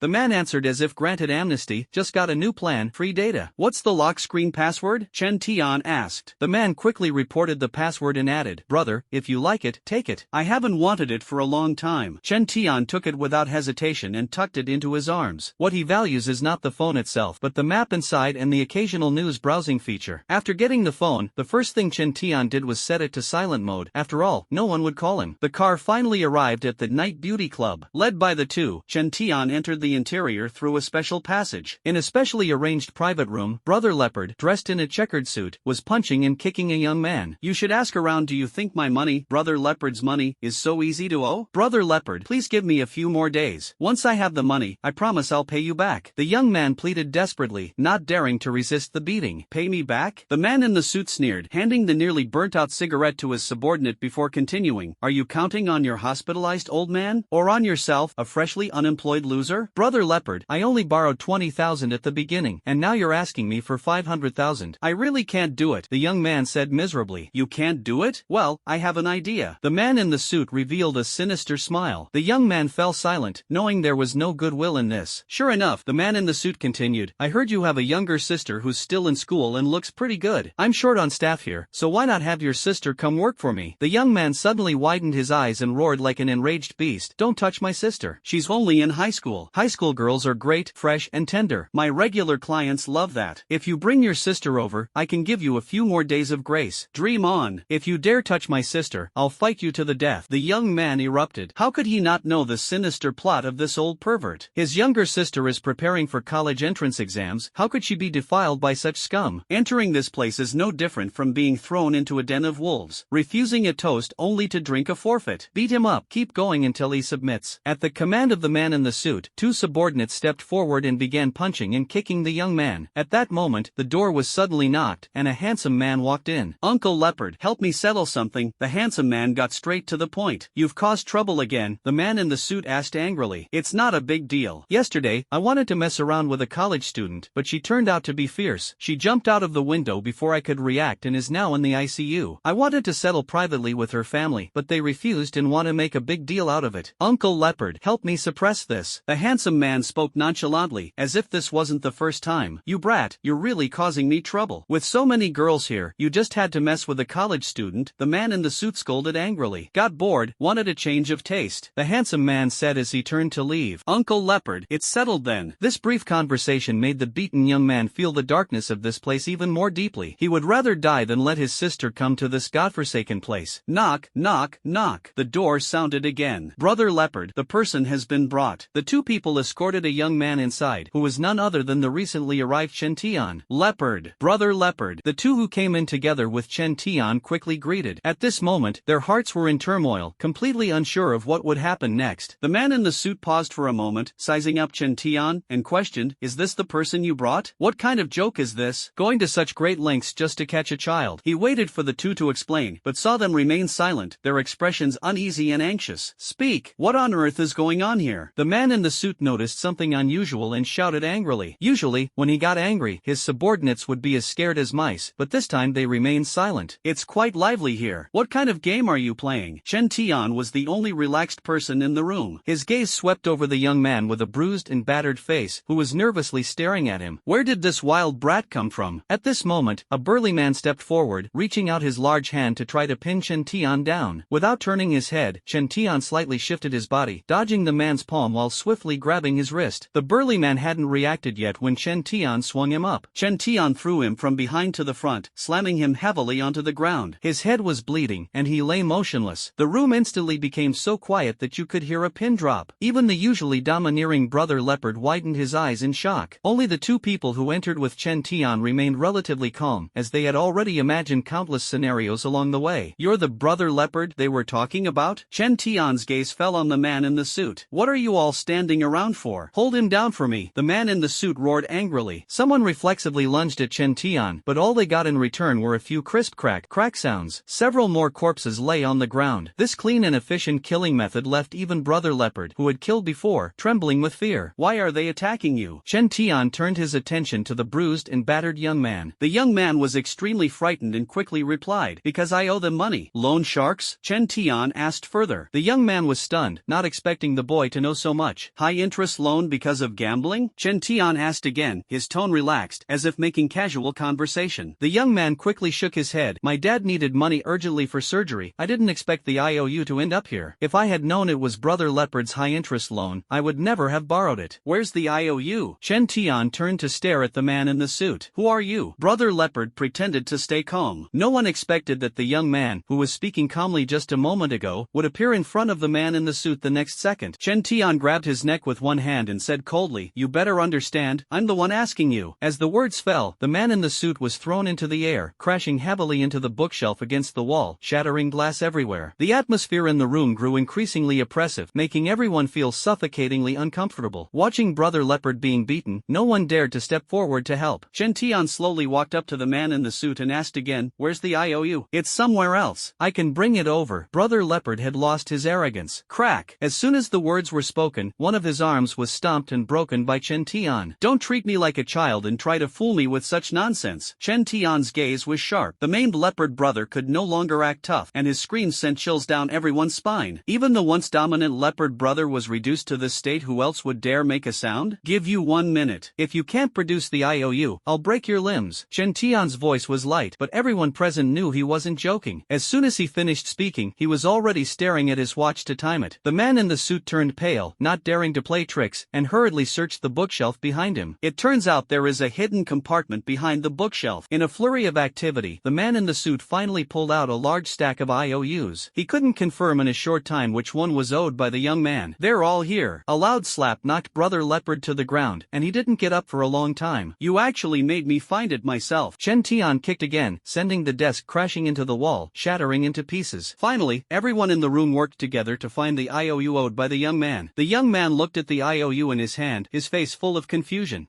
Just a moment ago, he was being beaten and coerced, but now the other party was saying everything was settled. He looked up at Chen Tian, suddenly feeling that this young man wasn't so frightening. "What are you standing there for? Waiting for me to send a car for you?" Chen Tian said coldly. The young man shrank his neck, still somewhat afraid of the boy. The young man left, and no one dared to stop him. In fact, most of the others in the room wished Chen Tian would leave as well. "You've hidden quite a few good things here." Chen Tian not only had no intention of leaving but also began to examine the room. In the secret compartment, there were promissory notes, knives, and cash. "You all, take everything inside out," Chen Tian suddenly ordered. Helplessly, he is now the boss here, and no one dares to defy him. While carrying, the two exchanged a smile and suddenly drew their knives to stab Chen Tian, who was distracted and looking elsewhere. Life is inherently short, why take shortcuts? At this moment, Chen Tian actually used his fingers to pinch the two blades. No matter how hard the opponent tried, they couldn't move Chen Tian's finger. With a flash of the blade, the two were already decapitated. The machete that had just been thrust forward was still in Chen Tian's hand, dripping with fresh blood. Everyone in the room was utterly horrified. Is this young man even human? He's practically a walking Terminator. Nice knives. Chen Tian directly took two large hemp leather combat knives and then picked out a tang knife from the remaining blades. As expected of Brother Leopard's collection, these blades are sharp and of excellent quality. Apart from the knives, cash was also taken out, all bundled in stacks of 10,000. Chen Tian didn't count the money carefully, he just stuffed a full backpack, enough for his expenses for 3 days. After 3 days, this cash would lose its value. Brother Leopard finally learned his lesson. Faced with Chen Tian's question, he answered honestly this time. It turns out that behind him, there is a mysterious sister Hong, who has been the intermediary for many shady deals. Chen Tian's heart stirred, feeling that this sister Hong was very likely an important member of the Red King organization. Where can I find her? Chen Tian asked. Brother Leopard quickly replied, I know where she lives. This matter of transferring risk, Brother Leopard is very attentive. He is eager for Chen Tian to go find Sister Hong. If he could directly eliminate her, it would be the best of both worlds. Do you have her phone number? Chen Tian asked again. I do. I'll call her right now and ask where she is. Brother Leopard showed a flattering expression. Then what are you waiting for? Chen Tian glared at him. Brother Leopard shuddered, his heart filled with fear. How could he dare to hesitate? He immediately took out his phone and dialed. Unfortunately, the call went unanswered. Who knows what Sister Hong was busy with? Brother Leopard looked at Chen Tian, his face full of guilt, terrified that this little troublemaker might make a move. After all, being beaten up so many times, who wouldn't have some psychological trauma? Since the call can't get through, let's just go directly. Chen Tian thought about going to Sister Hong's place to investigate. Maybe he could find something useful. Brother Leopard didn't dare to object, and the group left the room together. 5 people led the way, and Chen Tian followed leisurely behind. Just as they stepped out of the club, a handsome man walked straight over. Uncle Leopard, I almost forgot, don't let my dad know about that matter, the handsome man said with a smile. The matter he referred to was the incident of the female college student jumping off the building. It might be due to the dim light in the passage that the handsome man didn't notice Leopard Brother's expression. As he approached, he asked in surprise, Huh? Leopard Uncle, what happened to your face? I know about your situation, hurry up and leave. Leopard Brother gestured for him to leave quickly. The handsome man was clearly slow to react, and since this was his territory, he acted recklessly. Uncle Leopard, were you beaten up? Could it be that my dad is here? The only person he could think of who would dare to hit Uncle Leopard here was his dad. Get lost, you hear me? Brother Leopard roared angrily. The handsome man froze for a moment, finally understanding Brother Leopard's glance. Alright then, Uncle Bo, you guys carry on. The handsome man decided to leave first, but he was stopped by a shout from the young boy. Stop. Only then did the handsome man notice Chen Tian, a little kid who barely reached his chest, carrying a bag and a knife. Uncle Bao, who's this kid? Don't tell me he's your illegitimate child? The handsome man joked with a laugh. Unexpectedly, Leopard's heart raced, thinking that this little demon had set his sights on him. Could his nephew still survive? Who is he? Chen Tian asked the person beside him, pointing at the handsome man. The person questioned didn't know how to respond and could only look at Leopard for guidance. I'll give you 3 seconds, Chen Tian said coldly. He is a client of Brother Leopard. The respondent finally answered, clearly hoping to please Brother Leopard. Brother Leopard was satisfied, but Chen Tian was displeased. The next action proved everything. Bang! The man who had just spoken was suddenly struck by a powerful force, sent flying, and heavily crashed into a mural 10 meters away, slowly sliding down like a pile of mud. I don't like being lied to, Chen Tian said coldly. Then he asked another person, who is he? 3 seconds. Having learned from the previous example, this person wised up and answered directly, he's Yen Xiao, Tiger Lord's son, Brother Leopard's nephew, and he often comes here. Chen Tian sneered. Why is there another Tiger Lord? Do you guys run a zoo here? The man remained silent. Chen Tian turned to the handsome man who was scared stiff and asked, what exactly were you talking about earlier? The handsome man was speechless, his mind still stuck on the scene just now. A living person, how could they suddenly fly so far away? Even after drinking, there shouldn't be hallucinations. Chen Tian looked again at the man who had just answered. The other person understood and quickly said, young Master Yen came here to ask Brother Leopard for help to settle something. He forced a female college student to jump off a building. After hearing this, Chen Tian smiled, his eyes playful. Quite capable, huh? You've done this quite a few times, haven't you? The handsome man paused for a moment, then turned and ran. Chen Tian turned into a blur, instantly appearing in front of him and kicking out. Bang! The handsome man was sent flying backward, landing heavily on the ground, groaning in pain. Chen Tian held back his strength with that kick, otherwise, it could have killed him. Leopard Brother saw this and mustered the courage to plead, let him go, he's still just a kid. As soon as these words were spoken, Chen Tian exploded on the spot. The thought of asking a few more questions instantly vanished, and he kicked and broke the other party's neck. Brother Leopard was dumbfounded, and Chen Tian casually said, who isn't just a kid? The group got into Brother Leopard's luxury car and headed toward the upscale neighborhood where Sister Hong lived. In the car, Chen Tian took action and strangled a guy because that person tried to send a message while he was off guard. Who it was sent to and what it contained were not important. The key was to eliminate any future trouble. Including Chen Tian, there were currently 4 people. After driving for half an hour, they arrived at a luxurious villa district. This place is much more impressive than the villa where Jia Yuding and the others live. Before entering the villa area, one must pass through the security room. However, for some reason, everyone in the security room was asleep, and the retractable gate was wide open. The car didn't stop and drove straight in. Twisting and turning, they finally stopped in front of a villa. The gate was tightly shut, appearing uninhabited. Brother Leopard got out of the car and tried calling Sister Hong, but the call still went unanswered. Chen Tian glanced at the towering iron gate, said nothing, and lightly leaped over it. Before long, the iron door opened from the inside. The door is locked from the inside. There should be someone in the room, Chen Tian said. The 3 behind him, fearing Chen Tian's authority, could could only follow closely. This little killing god could take their lives if he was displeased. The villa's interior is lavishly decorated. Upon entering the hall, 2 giant dogs were seen lying motionless. Chen Tian stepped forward to inspect and ultimately confirmed that both giant dogs had been parasitized. Things seem to have become even more interesting. You 3, go upstairs and check if there's anyone else, Chen Tian instructed the 3 stunned individuals. The 3 people did not dare to delay and hurried upstairs. Chen Tian stayed on the first floor and began to carefully inspect. Judging from the clothing hanging in the cloakroom, it seemed that only one woman lived in this villa. He found a car key on the coffee table, which should belong to the imposing black Mercedes-Benz SUV in the yard. That car caught Chen Tian's attention as soon as he entered the door. Its imposing appearance was far superior to the van he used to drive. The old van can be discarded now. Chen Tian's lips curved slightly as he put away the keys. Just as he was about to check out the room next door, a startled cry came from upstairs. There's a monster here. Help me. The cries for help quickly turned into screams of agony. Chen Tian's eyes flashed as he stepped upstairs. Under the light, a blood-soaked woman came into view. 2 corpses lay beneath her, clearly dead. The woman raised her head, her crimson eyes peering through her hanging strands of hair, staring at Chen Tian like a vengeful spirit. But Chen Tian showed no fear. Mutated so quickly, he wondered inwardly. Typically, those parasitized have a 3-day fusion period during which they remain motionless. The woman in front has already mutated, and there are likely only 2 reasons. One is that the parasitic gene worm absorbed a large amount of energy, shortening the fusion period. The other is that the gene worm has not fully fused, just like the previously mutated large yellow dog. The woman suddenly let out a strange scream and lunged at Chen Tian like a wild beast. White bone blades grew from her arms, the very weapon she used to kill those 2 people. Her fingers were long and sharp, with blood-soaked flesh clinging to her nails. Parasitized by a branch bone gene worm? Chen Tian sidestepped, dodging the attack. The mutated woman let out another strange cry and lunged forward again using the recoil. You're not done yet. Chen Tian kicked out with 1 foot. The powerful force sent her flying, crashing straight from the 2nd floor to the 1st. An ordinary person would undoubtedly die from this, yet her bones cracked loudly, and she stood up again. Chen Tian snorted coldly. If not for fearing blood splatter, that kick of his would have been enough to crush the opponent's skull. Seeing her pounce again, Chen Tian, unwilling to engage in a prolonged fight, flicked his wrist, sending a scalpel flying. The scalpel pierced through the eyeball, straight into the brain, instantly severing life. Chen Tian walked toward the 2 corpses, both with their hearts pierced, dying in a tragic manner. Immediately after, he noticed Brother Leopard was motionless. It turned out he had tried to escape through the window but ended up with a parasite burrowing into his brain. In this spacious villa, only Chen Tian remained. This works too, saves me the trouble of talking too much. Chen Tian began searching room by room. He found several phones and computers, but all were password locked. He tried to unlock them using the mutant woman's fingerprint, but her fingers had deformed, making it impossible. There shouldn't be no clues left behind. Chen Tian frowned. He searched carefully again and finally made a discovery. Behind the photo was a hidden safe. The phone and computer couldn't be unlocked, but the safe was easily opened. Using telekinesis to manipulate the gears through the keyhole, with a click the safe opened. Let's see what treasures we have. What came into view were 15 neatly stacked gold bars. Gold can be exchanged for contribution points in the survivor zone. While currency is obsolete, gold remains a universal equivalent. Chen Tian took out the gold bars and placed them by his feet. Here are some real estate certificates, useless, just throw them away. The next layer contains account books, all in order, nothing unusual. The last layer is a delicate small box with jewelry inside. Is this all? Chen Tian frowned. He didn't believe the other party left no evidence of the crime. It must be hidden deeper. This safe seems to be just a decoy. He continued searching. So this is where it's hidden. A hollow tile is hidden under the bedroom dressing table, with a safe inside. Upon opening it, a USB drive and a list of names were found, complete with ID numbers, information about Hong Jie's subordinates. There was also a recent transaction record. Mentugu, tonight at 12? Chen Tian looked at the transaction record, slightly startled. The table does not specify the transaction details. He almost searched the entire villa but found nothing new. Regarding Mentugu, he checked the map on his phone. It was about an hour's drive to a remote area. He decided to fill his stomach before setting off. It is estimated that at this moment, those receiving the energy baptism of the meteor shower are probably starting to feel hungry, making it difficult to go to restaurants. Fortunately, there is food in the villa, so let's eat first. The night deepens. Major restaurants are unexpectedly bustling. At this moment, in a small town not far from Mentugu, a group of people is dining in a restaurant. Bai Shui and Tianmi, along with Professor Liu and 2 others, are preparing to conduct a field investigation at the meteorite discovery site. To prevent parasites, they have special protective suits on their vehicle. Among the 5, 2 are bodyguards and assistants sent by higher authorities. Manpower is scarce. Sending 2 people is already a rarity. When passing through this place, Everyone felt hungry, so they took the opportunity to rest and discuss the investigation plan. No one expected that a man-made disturbance was quietly approaching. Are small-town businesses this booming nowadays? Luckily, we arrived in time. If we were any later, we'd have to wait in line. Bai Shui walked into the private room, looking relaxed. They were really lucky. They managed to grab the last available seat in the private room. That's strange. Why do I feel especially hungry? Tianmi said with a surprised expression. While waiting for the dishes, Bai Shui turned on the TV in the private room, which happened to be broadcasting an expert lecture. The comforting news is that those who fainted after the high fever have gradually regained consciousness. After comprehensive medical examinations, their physical condition is good, with no signs of radiation. Please rest assured. As for the cause of the fainting, experts initially speculate that it is due to a pulse wave affecting the cerebral cortex. This pulse wave is usually omnipresent but too weak to be detected. That meteor shower very likely amplified this pulse wave, impacting our nervous system. The expert on TV is a fat man in his 40s,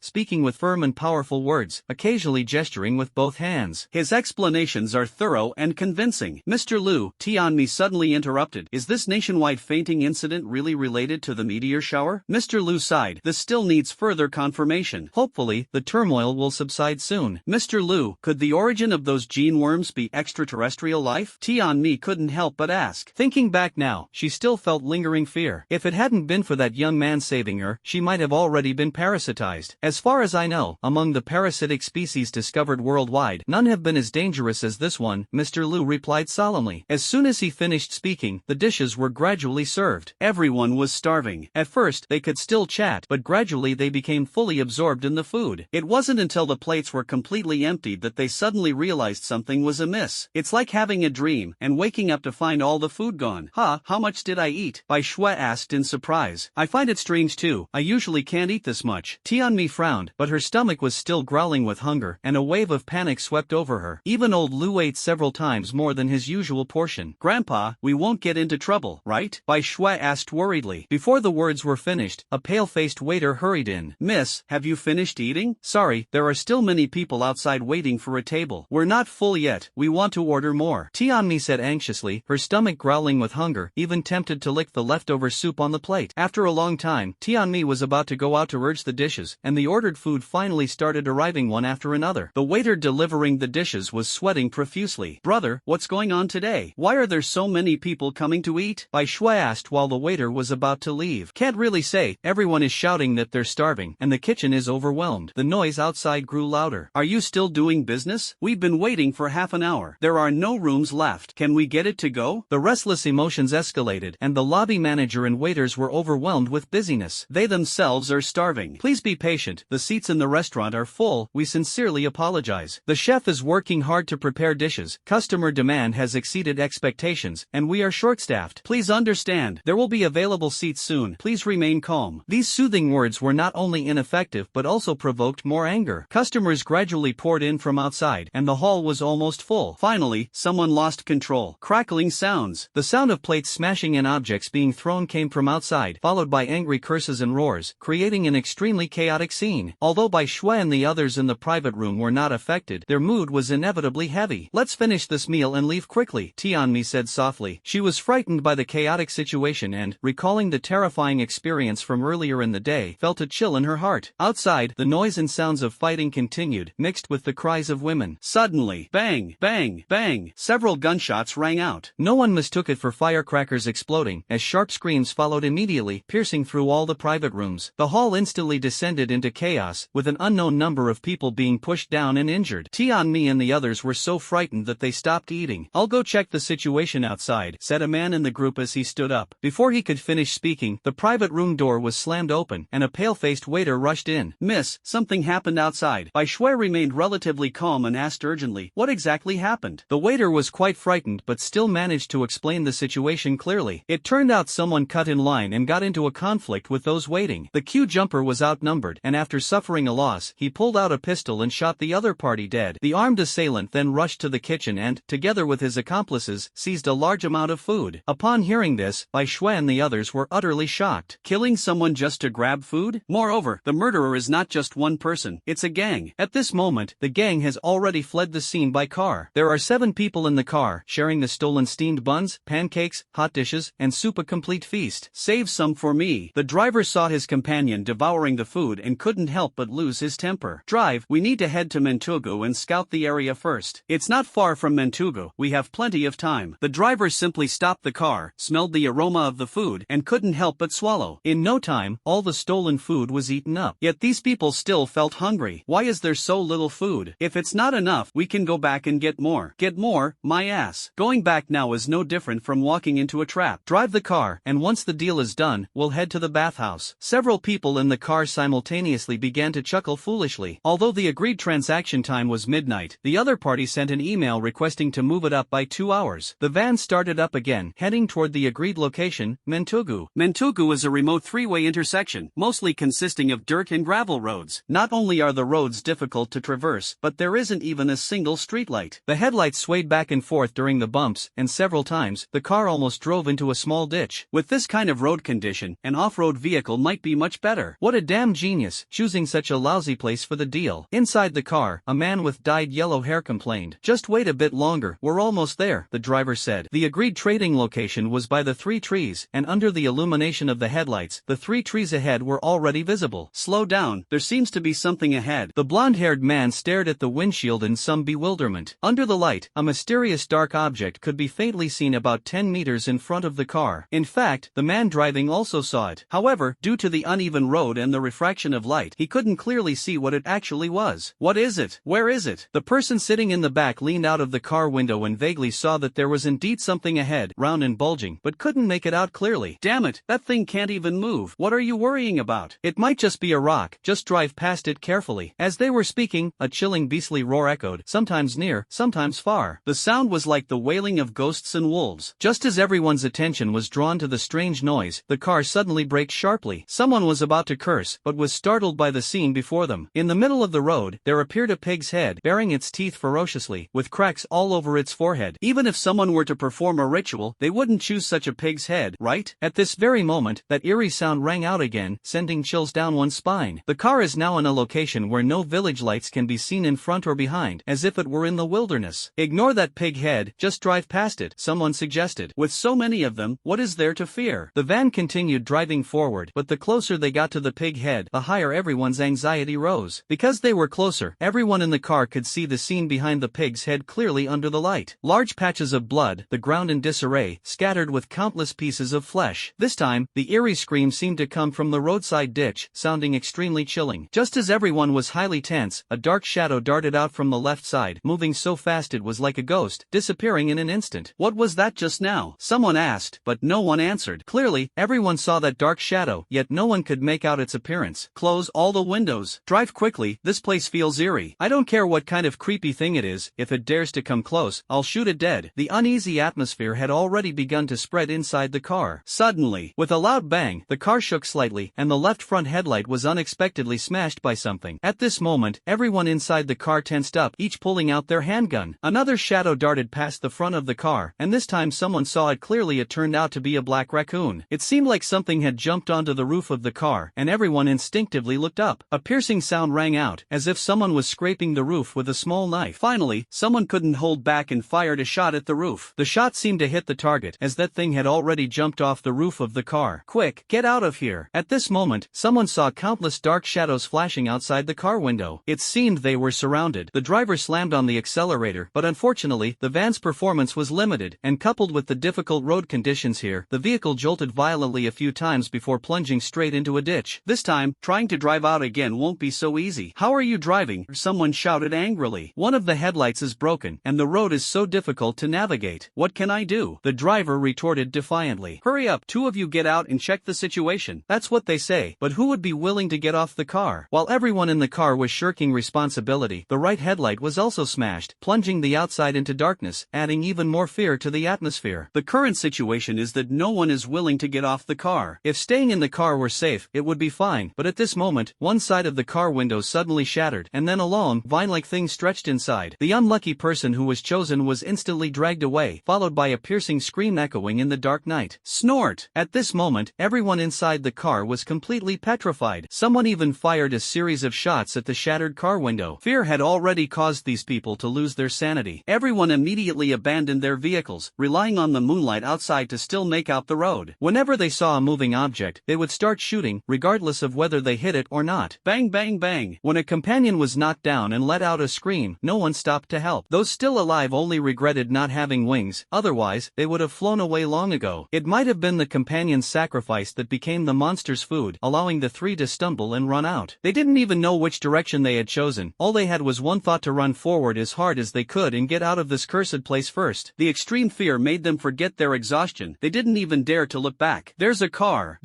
ahead. Seeing two beams of light, the three of them seemed to see hope and immediately rushed over. In the car, Tianmi was recounting to a few people how she discovered the meteorite, when the man driving suddenly said, "Someone is coming toward us." So late at night, and in a place like this, how could there be anyone? Although it was strange, the car still slowed down and eventually came to a stop. The three people blocking the road leaned against the hood, panting heavily. One of them said, open the door, there's a monster chasing us." Monster? Both the driver and Tianmi's group were stunned. With the intention of rescuing fellow countrymen, the car door opened, but unexpectedly, three villains were let in. Before they could say more than a couple of sentences, the driver and the man in the passenger seat were both held at gunpoint. Bai Shui, Tianmi, and old Lu were so frightened that they were at a loss for what to do. "Turn around and get out of here," the blonde-haired man roared, threatening the driver. "Let's talk this out. We kindly let you on the bus, you can't treat us like this, can you?" the driver tried to persuade. Unexpectedly, the blonde-haired man fired his gun. With a bang, blood splattered onto the steering wheel and dashboard. The man sitting in the passenger seat saw his companion being killed and immediately resisted. In return, he was met with a merciless bullet. In just 10 seconds, the three people who got into the car killed too. The remaining Bai Shui, Tianmi, and Lu Lao were all stunned like wooden statues. Good people can never imagine how bad people can be. Clearly, it was out of kindness that these three were let into the car, yet it led to such a result. Two corpses were directly kicked out of the car. The driver was replaced, and the blonde-haired man turned the vehicle around, steering the pickup truck back the way it came. The atmosphere was tense to the extreme. With the dark gun barrels pointed at them, Bai Shui, Tianmi, and Lu Lao San didn't dare to speak at all. In their eyes, these three were nothing but desperados. Under the control of the blonde-haired man, the pickup truck sped forward like a madman. It might be due to impatience or improper operation, but the pickup truck unexpectedly rushed into the ditch again while turning a corner. This time, the entire pickup truck overturned. "What a lousy car," the blonde-haired man cursed. Everyone climbed out of the vehicle one after another. Due to his old age, Lu Lao was directly knocked unconscious from the impact. "Old man, get up quickly." A man pointed the muzzle of his gun at Lu Lao's forehead. The reason they still wanted to keep Bai Shui and the other two alive was to use them at a critical moment to draw the monster's attention. "My grandfather is injured," Bai Shui pleaded. "Perhaps heaven never seals off all paths." Just at this moment, another car unexpectedly drove toward them. The attention of the three was immediately diverted, and they repeated their trick, standing on the road to intercept. The car slowly came to a stop, only to discover that it was a black Mercedes-Benz SUV. "This car has great performance. Driving on this kind of road must be effortless." The three were secretly delighted, and when they saw that the driver was a young boy who hadn't fully grown up, they almost burst out laughing. In this situation, they had no intention of wondering, how could it be a child driving? They just wanted to leave this godforsaken place as quickly as possible. The car window slowly rolled down, and the boy's voice came out, "Blocking the road?" "Correct." The blonde-haired man raised his arm, ready to aim the pistol at the boy's head. With a soft sound, the yellow-haired man's hand holding the gun unexpectedly fell to the ground. This change was so sudden that the yellow-haired man immediately knelt on the ground. Blood kept gushing out from the severed part of his hand. My hand, my hand." Chen Tian opened the car door and stepped out directly. The other two companions were completely stunned. It wasn't that they didn't want to shoot, but their bullets had all been used up. "So noisy." With a casual wave of his hand, the blonde-haired man kneeling and screaming in front of him disappeared from his companion's sight. "You guys are really something. Late at night, you actually choose this place to commit robbery. Did you calculate that I would come here?" Chen Tian looked at the two others who were scared stiff. These two were truly unlucky. They hadn't yet recovered from the fright of the monster and now encountered such a freak. "Let me ask you, how far is it from here to Mentugo?" Chen Tian asked again. The two fools opposite him said nothing. "I'll give you 3 seconds to answer my question." Chen Tian's expression suddenly turned cold. Unexpectedly, as soon as he finished speaking, the two people opposite him turned and ran. Chen Tian's speed was incredibly fast. In almost an instant, he was right in front of the two. Grabbing each of them by the back of their necks, he directly pressed their upper bodies into the ground. Effortlessly dealing with the three, Chen Tian picked up the handguns they had dropped and found that none of them had bullets. A gun without bullets is no different from scrap metal. Chen Tian looked around to see if there were any accomplices, and then noticed the overturned pickup truck nearby. "Is it you?" Bai Shui saw Chen Tian walking over and widened her eyes. "Why is it you guys?" Chen Tian was also surprised. They had just parted ways during the day, and unexpectedly met again at night. My grandfather is injured. There were 3 bad people who killed 2 of us. Bai Shui hurriedly explained their ordeal. Then your luck is really bad. Chen Tian smiled. Since he wasn't an accomplice of those 3, he was about to leave. Wait a moment, can you help us? Bai Shui hurriedly called out to Chen Tian. Can't help, and we're not familiar with each other. Chen Tian refused decisively. Wait a moment. Bai Shui called out to Chen Tian once again. You should know my temper. Bai Shui shrank her neck. The places where the young man had hit her still hurt. However, she truly had no other choice. In the wilderness, with no way to make a rescue call, she could only turn to Chen Tian for help. I know something you might be interested in. Bai Shui suddenly thought of the experience Jia Yuding had shared with her and mimicked Jia Yuding's way of thinking as she spoke. Tell me. Chen Tian's eyes narrowed slightly. Actually, we came here to search for meteorites. The meteorite Tianmi found was discovered in an area not far from here, Bai Shui said hurriedly. This indeed piqued Chen Tian's interest. Chen Tian looked at Tianmi, who was still shaken, and she dared not meet his gaze. You all are really bold. Knowing that the meteorite would attract gene bugs, you still dared to come. We came prepared. There are specially made protective suits in the car. Chen Tian smiled faintly. Do you think the only danger is the gene worm? Bai Shui was suddenly stunned. What do you mean? Did you forget about that mutant dog? Chen Tian reminded her. How could Bai Shui forget? She estimated she would never forget it in her lifetime. Under the influence of the meteorite's energy, many creatures like mutant dogs will emerge prematurely. How many of them can your protective suits defend against? Chen Tian asked again. Bai Shui froze completely. They couldn't handle even one mutant dog. If more appeared, how could they possibly survive? At this moment, Bai Shui suddenly recalled what the 3 yellow-haired men had said earlier. It seemed they had encountered a monster. Could the monster they mentioned refer to those mutant creatures? I didn't feel anything at first, but once I thought about it, chills ran through my body. Thinking carefully, the fact that they could survive was thanks to encountering those 3 blonde-haired people. Suddenly, a strange sound came through. Chen Tian's brows suddenly furrowed. This familiar feeling, there's no mistake, it's a mutant beast, or what could be called a walking beast. And there are quite a few of them. Got work. Chen Tian's eyes suddenly lit up. The strange beast's roar made Bai Shui and Tianmi tense up. Chen Tian suddenly spoke. Take the person and follow me. Bai Shui bent down, trying to carry her unconscious grandfather on her back, but almost toppled herself over. Even with Tianmi helping on the side, the 2 of them together carrying Grandpa Lu were still unsteady. Give him to me. Chen Tian walked over and, as if picking up a chick, lifted old Lu, who required the combined effort of 2 people to carry. Watching her grandfather being roughly held in the boy's hand, Bai Shui wanted to say something to remind him but held back in the end. She was really afraid that if the boy got upset, he might just throw her grandfather away. Following Chen Tian, Bai Shui and Tianmi finally arrived in front of the large off-road Mercedes parked on the road. The rear car door opened, and Chen Tian directly threw the elderly man he was holding inside, then commanded the 2 women without allowing any argument, get in the car. Bai Shui and Tianmi both squeezed into the backseat, instinctively keeping their distance from Chen Tian. Don't come out. After leaving this remark, Chen Tian slammed the car door shut with a bang. Bai Shui and Tianmi looked at each other, unsure of what the young man intended to do. At this moment, the strange beastly roar was getting closer and closer, making the 2 women in the car feel a chill down their spines, especially Bai Shui, whose expression was the most grim not only because her grandfather was unconscious, but more importantly, because she was well aware of how terrifying mutated animals could be. Through the car window, under the illumination of the headlights and moonlight, Chen Tian could be seen standing there quietly. Why aren't we leaving? Tianmi asked nervously. This question was also what Bai Shui wanted to know. Clearly aware of how terrifying that mutated beast was, why wasn't the young man leaving this place quickly? What was even more puzzling was that he was still staying outside the car. Was he waiting to feed the monster? At this moment, a monster's roar seemed to echo right next to the car, staring Tianmi into hurriedly grabbing Bai Shui's clothes. As for Bai Shui, her expression was even more terrified, because through the car window, she saw a figure crouching on the ground. It's a mutant beast. Although it was hard to see clearly, Bai Shui was absolutely certain because the mutant beast's movements were too bizarre. In just a moment, the figure of a monster appeared in front of the car. This time, it was clear a monster covered in blood streaks, with glowing red eyes. Judging by its remaining features, it seemed to have mutated from a goat. The monster opened its mouth, revealing a flower-shaped oral cavity, making it even more chilling to behold. Bai Shui and Tianmi clung tightly to each other, their extreme fear rendering them unable to make a single sound. Quite a lot of them have come. At that moment, the boy's arrogant voice echoed in. The gazes of the two people through the windshield fell on the young man. At this moment, the young man, holding a knife in both hands, still stood there proudly. Although his expression couldn't be seen, judging from his voice just now, he should be in a state of excitement. Oh my god, why is this child's way of thinking so different from others? A normal person would avoid this kind of situation at all costs, but this young man, he's actively stepping forward. Does he really think he can handle several mutant beasts at once? At that moment, the battle outside had already begun. The mutant goat suddenly lunged at Chen Tian, followed closely by two others. Bai Shui and Tianmi didn't catch the moment of the clash, they only saw the outcome. The mutant goat's head flew off, blood splattering on the windshield, a sheet of red. Chen Tian swung his blade twice more, each strike deadly. 3 mutant beasts were all slain in just a moment. At this moment, Bai Shui and Tianmi, through the crimson windshield, saw the side profile of the young man. What kind of expression was that? It seemed like the exhilaration of winning a grand prize, with the young man wearing a wild smile at the corner of his mouth and the curved blades in his hands continuously dripping blood. Resolved? Snow White's mind was somewhat blank, she hadn't expected things to go so smoothly. However, the reality was quite different. A sound resembling the stampede of beasts came from afar. The young man who had just been standing in front of the car suddenly vanished. Then, a roar of a beast came from the rear side. Bang! Bang! Bang! The twin blades in Chen Tian's hands transformed into the light of a reaper, harvesting lives. With each slash, a mutated beast was killed. The gathering mutated beasts were no longer just a few. One mutated beast after another charged forward, one after the other, showing no hesitation even if it meant rushing to their deaths like moths to a flame. In just a short amount of time, the area around Chen Tian's battle was already piled high with the corpses of various mutated beasts. Are we going to die here? Tianmi was already crying in fear. By the light, she could also see clearly the endless stream of mutated beasts rushing in from outside. One is more ferocious looking than the other. He won't, he's very strong, Bai Shui said. Rather than comforting Tianmi, it seemed more like she was comforting herself. The current situation was that the two of them couldn't see Chen Tian's figure at all, but the mutated beasts wandering around the car were clearly visible. Holding onto a fluke mentality, just as the two thought staying in the car would be safe, there was a loud bang, and the entire SUV shook violently. Tianmi let out an uncontrollable scream. Another collision occurred. This time the car shook even more violently, and the door near Bai Shui's side was directly dented. This time, even Bai Shui was startled and cried out. This is really terrible. Now mutant beasts have started attacking the off-road vehicle. With a muffled thud, it seemed that a mutant beast had jumped onto the roof of the car. This time, Bai Shui and Tianmi became even more terrified. The oppressive feeling coming from above almost made them suffocate. Another dull thud sounded. This time, a mutated beast actually jumped onto the hood of the car. Its scarlet eyes, through the windshield, had already spotted the people inside the vehicle. Before Bai Shui and Tianmi could react, the mutated beast struck with one claw, directly shattering the windshield. The mutant beast let out a strange cry. Half of its head split open, revealing several rows of ferocious teeth. At this moment, Bai Shui and Tianmi had even forgotten to scream, only feeling that they were about to be devoured by this monster in the next instant. Just then, the mutant beast that had originally tried to crawl inside was directly pierced through the head by a surgical knife. Immediately after, Chen Tian's figure descended once again in front of the car like a god. God knows how excited Bai Shui and Tianmi were at the moment they saw Chen Tian's figure. As long as the young man is alive, they still have hope. Smack! Next, the two witnessed a scene they would never forget. The young man was like an invincible deity, slashing through the mutated beasts' bodies one strike after another. Is this really the real world? No one knew how much time had passed when the car door was suddenly pulled open. Bai Shui and Tianmi, squeezed together in the back seat, both shivered simultaneously, almost letting out a scream. Fortunately, it wasn't a mutant beast that came in, but Chen Tian. At this moment, Chen Tian's appearance was quite frightening, covered in blood from head to toe.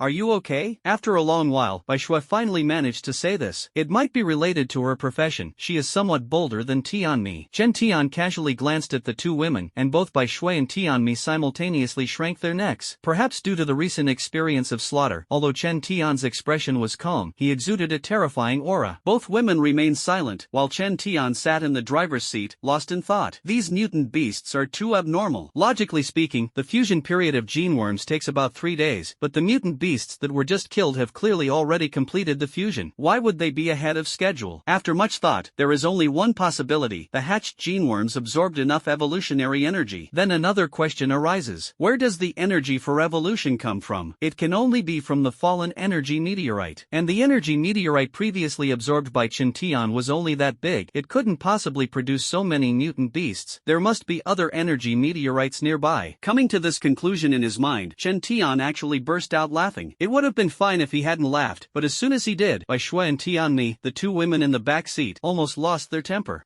Should we leave here first? Tianmi, who had mustered up her courage, suddenly spoke softly. At this moment, she regretted it. She really shouldn't have agreed to this exploration trip. This experience, she didn't know how much time it would take to heal her frightened soul. The meteorite you found earlier, was it discovered near here? Chen Tian suddenly asked. Tianmi nodded, afraid that Chen Tian might blame her for not speaking, and quickly added, yes. You, come over here, sit in the front. Chen Tian spoke again. Tian-mi was startled. She didn't want to sit in the front, the windshield was gone, and what if a monster jumped in? Though she was extremely unwilling, under Chen Tian's gaze, she immediately obediently sat in the front. You give directions, and we'll go to the place where you found the meteorite. Chen Tian started the car. Unexpectedly, this sentence not only startled Tian-mi but also surprised by Shui in the back seat. No wonder, they had already encountered so many monsters. If they really went to the place where the meteorite was discovered, wouldn't they face even more monsters? This is not the main point. What if those terrifying parasites crawl in? They definitely don't want to be parasitized. Let's leave this place. Who knows what kind of terrifying monsters lie ahead, Bai Shui said, forcing herself to persuade. If you don't want to go, you can get off the car now, Chen Tian said coldly. With one sentence, Bai Shui instantly lost her temper. How could they dare to get off the car? Staying in the car was already terrifying enough. If they really got off, surrounded by the pitch-black darkness, they might be devoured alive by the monsters lurking around. The off-road vehicle crushed the monster's corpse and continued driving forward. The car hadn't traveled far before encountering another mutant beast. This time, Chen Tian didn't get out of the car. He stepped on the gas and drove straight into the monster blocking the road. If any monster jumped onto the hood, Chen Tian would deal with it using throwing knives. That process was as thrilling as it could be. Tian-mi, sitting in the passenger seat, couldn't stop screaming. The off-road vehicle wobbled forward all the way. After all, it was nighttime, and Chen Tian didn't dare drive too fast, fearing he might end up in a ditch and waste time. Since he had learned that there were other energy meteorites nearby, he was determined to obtain them. I have to say, this trip was truly worth it. This is the place. Tian-mi suddenly spoke. They had already arrived at the spot where the meteorite was discovered. Chen Tian just glanced around and immediately knew there were no energy meteorites here. Under normal circumstances, energy meteorites do not fall in one area. According to Chen Tian's memory, the vast majority of energy meteorites have fallen into the ocean. Finding an energy meteorite on land is already fortunate. Now, Chen Tian still hopes to find more. Judging by the number of mutant beasts he just killed, the remaining energy meteorites are either numerous or large enough, otherwise, this situation would not occur. We've already passed it. Seeing Chen Tian still driving forward, Tian-mi hurriedly spoke. She really didn't want to stay in this godforsaken place any longer. She desperately wanted to go home. I know, Chen Tian replied indifferently. At this moment, the mutant beasts blocking the road were no longer visible, and the tense atmosphere finally eased temporarily. Who would have thought that at this moment, Tian-mi, sitting in the passenger seat, suddenly started crying, as if she were about to be abducted by traffickers and taken to the mountains. Why are you crying? Hold it back, Chen Tian said coldly. He hadn't stopped her earlier when she screamed, because that was a normal reaction, but the sound of crying annoyed him. Tian-mi bit her lip with a face full of grievance. Although tears were still streaming down, she dared not make another sound. Squeak! Suddenly, Chen Tian slammed on the brakes and turned his head toward Tian-mi's direction. Tian-mi was startled, thinking the young man was angry, and quickly said, I wasn't crying. This was truly a blatant lie. Could it be that what flowed from her eyes was snot? In fact, Tian-mi was overthinking it. Chen Tian wasn't looking at her at all but was gazing outside through the glass. The pitch-black night revealed a flickering red light ahead. Chen Tian's gaze became fervent as he turned the steering wheel and drove toward the glowing spot. Unexpectedly, a piercing howl echoed at that moment. No need to ask, it must be a mutant beast. Faced with this warning, Chen Tian was completely unafraid. The fiery look in his eyes made him wish he could fly over directly. The off-road vehicle began to jolt again. Sitting in the front passenger seat, Tian-mi had the clearest view. On the road ahead, the corpses of various animals were scattered. Some had lost their heads, some were reduced to mere limbs, and others had nothing left but their internal organs. What a bloody scene. There must have been intense battles here as well. Otherwise, it would be impossible for so many mutant beasts to have died here. Found it. That warning howl echoed once again. The corners of Chen Tian's mouth curved into a smile. It's a pity you encountered me. Otherwise, you might have become a powerful mutant beast in the future. At this moment, Tian-mi and Bai Shui were horrified to see a massive creature suddenly appear right in front of the car. That. Tian-mi stammered, unable to finish her sentence. I see it. Chen Tian made an emergency stop, bringing the off-road vehicle to a halt. Ahead, at a distance of several dozen meters, a mutated bull over 3 meters tall is preparing to charge. The nearby dead mutated beasts were all killed by this mutated bull. It wants to monopolize the energy meteorite. Opening the car door, Chen Tian got out. This time, he didn't take the 2 machetes again, as their blades had been damaged from consecutive use. Barehanded, Chen Tian swaggered toward the mutant bull on the opposite side. The atmosphere became tense to the extreme at this moment. Inside the car, Tian-mi and Bai Shui could both tell that this suddenly appearing mutant bull was clearly not comparable to the mutant beasts they had encountered before.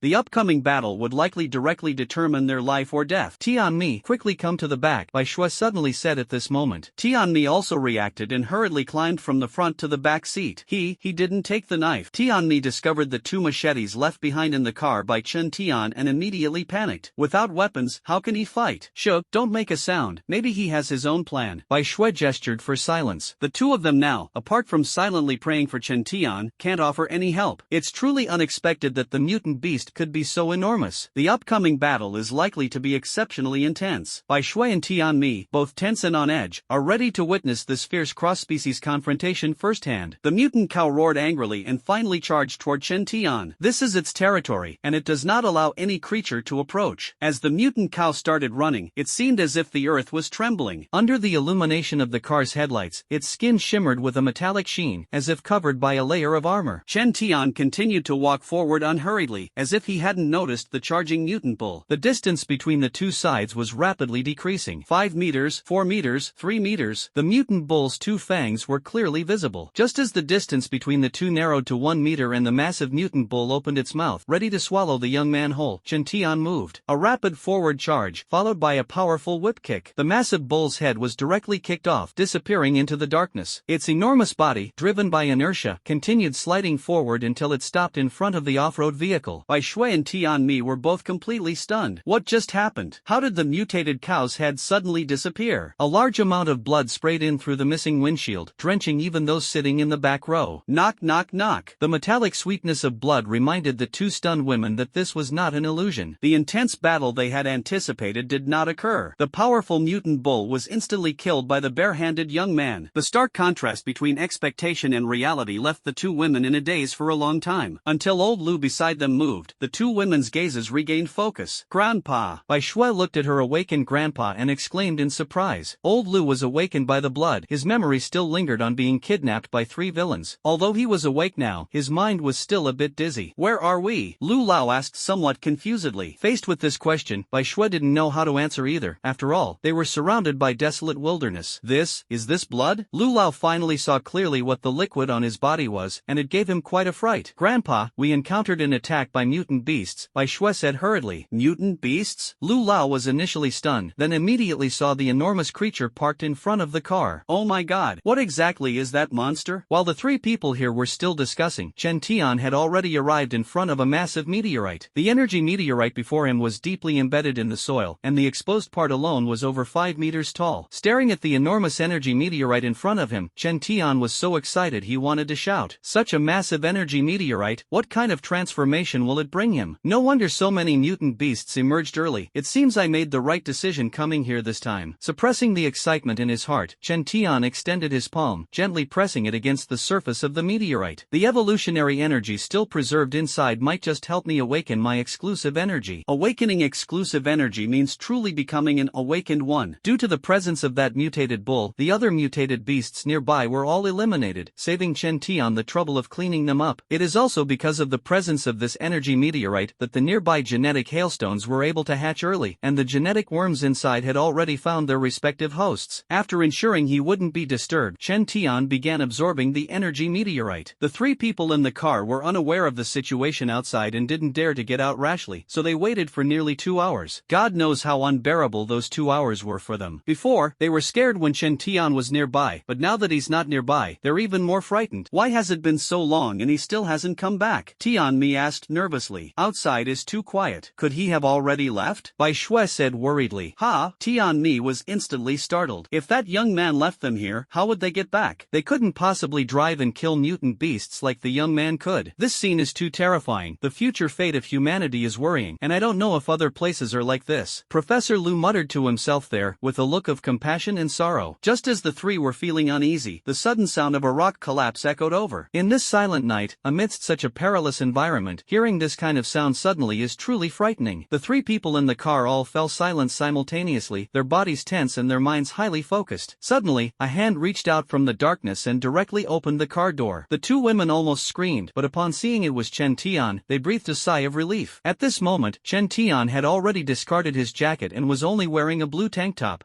What's wrong with you? Looking at Chen Tian's exposed arm emitting white smoke, Bai Shui asked nervously. She was very worried. Could this young man have mutated as well? I'm I'm fine. Chen Tian's lips carried a smile. It was clear that he was genuinely happy. The massive energy meteorite had already been absorbed and refined by him. Although he hadn't directly awakened any exclusive energy, the surprise it brought him was immense. The metal-returning gene energy within his body was not only completely absorbed and refined but also perfectly fused with the berserk gene energy. This caused his physical strength to skyrocket by more than tenfold. His body's defensive capabilities had also risen to an exaggerated level. The enhancement of mental energy is also astonishing, even awakening a new ability on top of the original detection capability, spiritual perception. Within a 50-meter range, Chen Tian can use this spiritual perception to take in all things at a glance, ignoring darkness and blind spots. 3 pairs of eyes stared at Chen Tian. It's clear that the young man is in a good mood. Otherwise, the smile on his face wouldn't be so natural. Awake? Chen Tian looked at Lu Lao sitting in the back row. Lu Lao nodded and asked curiously, "Young man, why is white steam coming off your body?" Chen Tian didn't answer but instead said softly, "Get out of the car. It's temporarily safe here. Are you going to leave us behind?" Bai Shue's voice was trembling. Chen Tian's lips curled up. "I was planning to invite you to eat barbecue. If you don't want to, then just stay in the car." Due to the recent improvement in his physique, Chen Tian now urgently needed food replenishment. No food could compare to the mutated cow lying dead before him. The meat of evolved beasts contains a certain amount of energy and helps enhance physical fitness. In the apocalypse, the meat of evolved beasts is highly sought after. While the 3 people in the car had yet to make any moves, Chen Tian had already started setting up firewood and lighting a fire. The night grew deeper and deeper. "Can this meat be eaten?" Summoning her courage, Bai Shue helped her grandfather down. "Of course, the meat of evolved beasts is delicious, but you can't eat the organs," Chen Tian said, unusually cheerful. "When are we leaving this place?" Bai Shui asked again. "Let me finish eating first," Chen Tian answered without looking up. Unlike the fear and panic of others, he was quite looking forward to exploring the surroundings. Although he knew it was unlikely, what if he found another energy meteorite? As for the evolved beasts roaming around, Chen Tian didn't take them seriously at all. Won't the smell of blood attract evolved beasts? Bai Shui took the opportunity while the young man was in a good mood to ask again. The smell of blood does attract evolved beasts. However, there are no evolved beasts around here anymore, Chen Tian said casually. The firewood in front crackled, and the mutated beef roasting on it quickly emitted a tempting aroma. Gurgle. Under the stimulation of this aroma, both Bai Shui and her grandfather unexpectedly started to feel their stomachs growling. Tianmi also followed the scent and got off the car. Do mutant beasts fight each other? At this moment, old Lu asked curiously. If they could take this opportunity to learn more about the habits of mutant beasts, it might be of great use in the future. Of course. However, when they are hungry, the weak will become the primary target of attack. While Chen Tian was speaking, the roasted meat in front of him was already ready to eat. When eating, Chen Tian no longer responded. The sense of repulsion in Bai Shui and the other two's hearts made them resist eating the meat of such mutated beasts, so they all gathered around the fire, merely watching quietly. Chen Tian finally finished eating. Before starting the car, he stuffed the mutated cow's meat into the trunk as much as possible, so he could eat it slowly later. This off-road vehicle was brand new before coming here, but now it was riddled with holes. The car continued moving forward, and sure enough, no energy meteorites were found again. The off-road vehicle entered the urban area and slowly came to a stop. "You can get off here," Chen Tian said. Looking at the lit streetlights and passing cars, Bai Shui and the other two felt a sense of surrealism. Fortunately, there were no large-scale mutant beasts here. Before getting off, Bai Shui suddenly asked, "Will mutant beasts appear here in the future? You have 3 days to prepare. After 3 days, good luck." After saying this, Chen Tian stepped on the gas and drove away. Bai Shui stared blankly as the off-road vehicle disappeared from sight. What did he mean by what he just said? 3 days? What will happen after 3 days? A strong sense of unease suddenly surged in Bai Shui's heart. Chen Tian, who had left, found a place and gave the off-road vehicle a simple wash. This is nighttime, so it's not a big deal. If it were broad daylight, driving a car covered in blood would attract attention anywhere. The shattered windshield was something Chen Tian had no intention of fixing. First, it would waste time, and second, after the apocalypse, the streets were full of cars, and he could easily find another one. The sky gradually brightened. The hunger tide that occurred yesterday evening had not completely subsided. Many rumors have been circulating online, causing widespread panic. Early in the morning, many people were already lining up at major supermarkets, preparing to stock up on food. Prices have been continuously rising, driven by the deliberate actions of some individuals. Chen Tian did not go to the crowded supermarkets but instead went to the mall to buy shoes and clothes. Clothes are easier to deal with, but shoes are the real problem. They wore out too quickly. The pair of shoes Chen Tian was wearing had just been bought not long ago, and now they were already coming apart at the seams. Without awakening a unique energy, shoes are just consumables. Chen Tian planned to prepare a few extra pairs this time. This mall has many well-known brands of sports shoes and sportswear. How about about this pair of shoes? If they don't fit, we have other sizes here. The salesperson did not neglect him just because Chen Tian was young. Kids nowadays have more pocket money than adults. How many pairs of sports shoes in this size do you have here? Chen Tian's question left the salesperson stunned. Do you not like this style? It's okay, I have many trendy new styles here. Chen Tian said, bring me all the sneakers in this size, I'll take them all. Salesperson. To save space, Chen Tian didn't take the shoeboxes. Instead, he used a giant black trash bag to carry his newly purchased shoes and walked toward the next display cabinet. Chen Tian bought some small items one after another, such as phone charging cables, portable power banks, barbecue grills, tents. In the end, there were too many things, so he had to take them back to the car first. At this moment, Chen Tian couldn't help but sigh. If he had an infinite space, it would be so convenient. After the shopping trip, the space in the off-road vehicle no longer seemed so spacious. Just after closing the car door, Chen Tian noticed someone watching him from the shadows. This was a perfect opportunity to test his mental detection. An invisible wave of mental energy spread in all directions. The scenery within a 50-meter radius appeared in Chen Tian's mind. The three people hiding behind the stone pillar were examining the colored printed paper in their hands, which bore the portrait of a young boy. It's him, no mistake. The boss said this kid is really tricky. We're not supposed to leave him alive, just take him out directly. Let's stick to the usual rules. The three whispered among themselves and each drew a pistol from their bodies.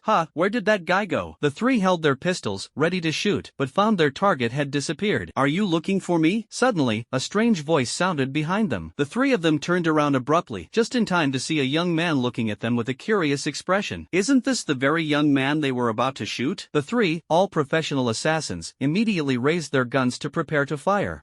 What a pity. From the moment Chen Tian discovered them, they no longer had the chance to fire. The three men's arms were broken before they could raise their pistols. Chen Tian reached out to catch the colorful printed paper that almost fell to the ground, looking at the handwriting on it thoughtfully. The printed image was a screenshot from surveillance footage. Chen Tian determined that it was a scene of him in the Night Beauty Leisure Club. In other words, the people targeting him were connected to this club. Chen Tian thought of the deceased brother Leopard and the sister Hong who had turned into a zombie. Could it be that someone wanted to avenge them? The three assassins in front of him reacted quickly. Despite their arms being broken, they rolled forward, attempting to create some distance from Chen Tian. Retreat! One of them shouted. Then the three of them ran in three different directions. Chen Tian watched the three of them with some amusement. Could he let these three escape? Even if he gave each of them a motorcycle, they still wouldn't be able to get away. Chen Tian's figure instantly disappeared from the spot, moving so fast that even an afterimage couldn't be seen. The three fleeing assassins were thrown to the ground. They stared wide-eyed, clearly not understanding how they had been captured. The boss had only told them to kill a young man, saying this young man was very strange and had formidable combat strength. It seems now that the information their boss provided was too exaggerated. Is this some kind of trick? This is inhuman, isn't it? Who sent you here? Chen Tian asked. One of the fiercest-looking men reached into his chest, pulled out a dagger, and thrust it fiercely toward Chen Tian's stomach. Chen Tian kicked out with one foot. The unfortunate assassin was directly shattered by the kick, and blood splattered all over the faces of the other two. Forgot about it, these are my newly bought clothes and shoes, Chen Tian sighed helplessly. The other two people in front were already scared stiff. They had seen killings before, they themselves were in this line of work. However, this method of killing someone with a single kick that shattered them was something they were witnessing for the first time. Very shocking, very horrifying. At this moment, both of their worldviews collapsed. Who sent you to kill me? Chen Tian asked again. It was our boss. One of them had learned his lesson. He didn't want to end up in pieces. Who is your boss? Chen Tian continued to ask. Our boss's nickname is Black Bear. We all call him Brother Bear. Hearing this answer, Chen Tian almost burst out laughing. Why is there another animal? Could it be that the other party is really running a zoo? First Brother Leopard, then Lord Tiger, and now a black bear has appeared. Am I really up against animals? Why do you want to kill me? Although Chen Tian had some guesses, he still continued to ask. Through Chen Tian's questioning, he learned that this black bear was in charge of a group of assassins and worked for Lord Tiger. The Tiger Lord's younger brother and his only son both died, which is why he is willing to go to any lengths to eliminate Chen Tian. Enough, since they've already come knocking, let's deal with it cleanly. At this moment, in a secret location. Didn't I tell you to send more people? Why did you only send 3? A man in his 50s angrily slammed the table. He is the Tiger Lord people talk about. Upon learning that his son was killed in his own club, he was enraged. The remaining surveillance footage, although it did not directly capture the murder scene, suggests that the perpetrator was someone who closely resembled a young boy. Tiger Lord, aren't 3 enough? They are the most capable and have carried out numerous assassination missions, a burly man with a dark face explained from the side. He is the Black Bear. Not only is his face dark, but his heart is even darker. The number of people people who have died at his hands is at least 10, if not 20. Tiger Lord, calm down. Maybe some good news will come soon, the burly man with a dark face said with a smile. He couldn't believe that his 3 capable subordinates couldn't even kill a single teenager. Maybe the teenager is a good fighter, but no matter how good he is, can he be stronger than a gun? Tiger Lord, Brother Bear, there's a situation. At that moment, a subordinate ran in. What happened? The surveillance footage shows a young man driving our car and coming in. Before Chen Tian had fully parked the sedan, he detected someone aiming a gun at the car. 47 people, very good, let's take them all out in one go. The ability of mental detection came into play at this moment. Without even getting out of the car, Chen Tian could precisely pinpoint the locations where the assassins were lying in ambush. A series of cold gleams flew out from the open car window. The assassins lurking around had no idea what was happening before their heads were pierced through. The flying knives, as if they had eyes, flickered and cleared out all the ambushes around. This is the power of combining the ability to explore with none. 6 people left. Chen Tian smiled faintly, his whole body already stepping out of the car. Through the surveillance, Tiger Lord and Black Bear, who witnessed this scene, were completely frozen on the spot. Although they could see the outside scene through surveillance, the trajectory of the flying knives could not be captured by the cameras. They only saw that the people sent outside were inexplicably pierced through the head, as if eliminated by a sniper hidden in the darkness. A chill suddenly came from behind. Several people shifted their gaze away from the monitor, turned around, and were shocked to find that the young man who had been outside just a moment ago was now standing behind them. Lord Tiger had just uttered a single word before becoming a corpse. A flying dagger directly pierced through his throat. What did you say? Not only him, but everyone else in the room met the same fate. This time, Chen Tian acted decisively, leaving no survivors. Next, it was time for him to loot the spoils of war. With the ability of mental detection, finding things became incredibly convenient. Whoosh, whoosh, whoosh. Chen Tian quickly discovered the hidden underground weapons cache and also found the keys to the white, imposing off-road vehicle parked outside. Look at that, a new car is ready. Return fully loaded, without delaying Chen Tian's shopping. Driving the new car, Chen Tian returned to the city center and entered a pet shop. He still had a fusion gene bug on him. It would be a waste not to make good use of it. Chen Tian planned to raise a loyal evolution dog so that when the apocalypse arrived, he wouldn't feel lonely. This little black wolf dog has already been reserved. Facing Chen Tian's inquiry about the price, the shop owner said somewhat regretfully, "I'll pay 10 times the price," Chen Tian said. The shop owner thought Chen Tian was joking until Chen Tian threw out a stack of cash, a full 10,000 yuan. A small black wolf dog, a better breed, can be bought for 7 to 800. Chen Tian spent 10,000 right away, directly overwhelming the shop owner into surrender. You. After leaving the pet shop, Chen Tian stared at the little black dog in his hand with an expectant look. The black wolf dog's advantages are loyalty and intelligence. The drawback is ferocity. However, this drawback becomes an advantage in the apocalypse. At this moment, it was already afternoon. A white off-road vehicle was parked all alone beside a greenbelt. With less than 3 days left, I wonder if you'll be of any use after the apocalypse breaks out, little one? By the roadside, Chen Tian stared at the little black puppy whining at his feet. This black wolf dog pup, just over a month old, looked quite sturdy on the outside and had been specially chosen by Chen Tian. It might be because the cage was placed near the window. This little guy had absorbed quite a bit of evolutionary energy before, which will greatly increase its success rate in merging with the gene worm. The little black dog wagged its tail, sniffing around on the ground, looking quite adorable. However, Chen Tian wasn't looking for adorable. A slice of mutated beef was thrown by Chen Tian onto the grass in front of the little black dog. The little black dog followed the scent and went over, the humming sound in its mouth growing louder, as if the meat slices held an irresistible allure for it. Chen Tian squatted nearby, quietly watching the little black dog tear at the meat slices. He couldn't tell whether it was because its small teeth weren't sharp enough or the meat slices were too tough, but after a long time, it still hadn't managed to bite off a piece. Nevertheless, the little black dog seemed quite excited, wagging its tail like a drumstick while sticking its rear up in the air. So clumsy. Chen Tian couldn't stand it anymore, so he took out a fruit knife and prepared to cut the meat slices into small pieces. The meat slices suddenly disappeared from the edge of its mouth, and the little black dog immediately started barking. "If you betray me, I'll slaughter you and eat your meat." Looking at the little black dog baring its teeth at him, Chen Tian extended a finger and lightly flicked its small head. Although not much force was used, the little black dog still yelped loudly. However, its yelping immediately stopped upon smelling the small piece of meat delivered to its mouth. The fingernail-sized piece of meat was swallowed in one bite, and then its little nose sniffed vigorously in Chen Tian's palm. Chen Tian placed the cut pieces of meat in his palm once again. The little black dog spotted the target and swallowed it whole, skipping even chewing. "You're not even afraid of choking to death." Despite saying this, Chen Tian didn't stop feeding the little black dog. Who would have thought that this little devil would show such great patience when dealing with a black dog? "If you eat any more, you'll burst." Looking at the little black dog whose belly was already round and full. Chen Tian stopped feeding it. He reached out and took the thermos containing the fusion gene worm from the backpack beside him. This peculiar gene worm, which combines the genes of bone-supporting type and skin-grinding type, was originally driven out from a little girl named Qin Mengmeng. At this moment, Chen Tian was preparing to use this fusion gene worm on the little black dog. The little black dog alone could not possibly overcome the parasitism of the gene worm, so Chen Tian would assist from the side. The remaining energy jade pendants will all be used on you later.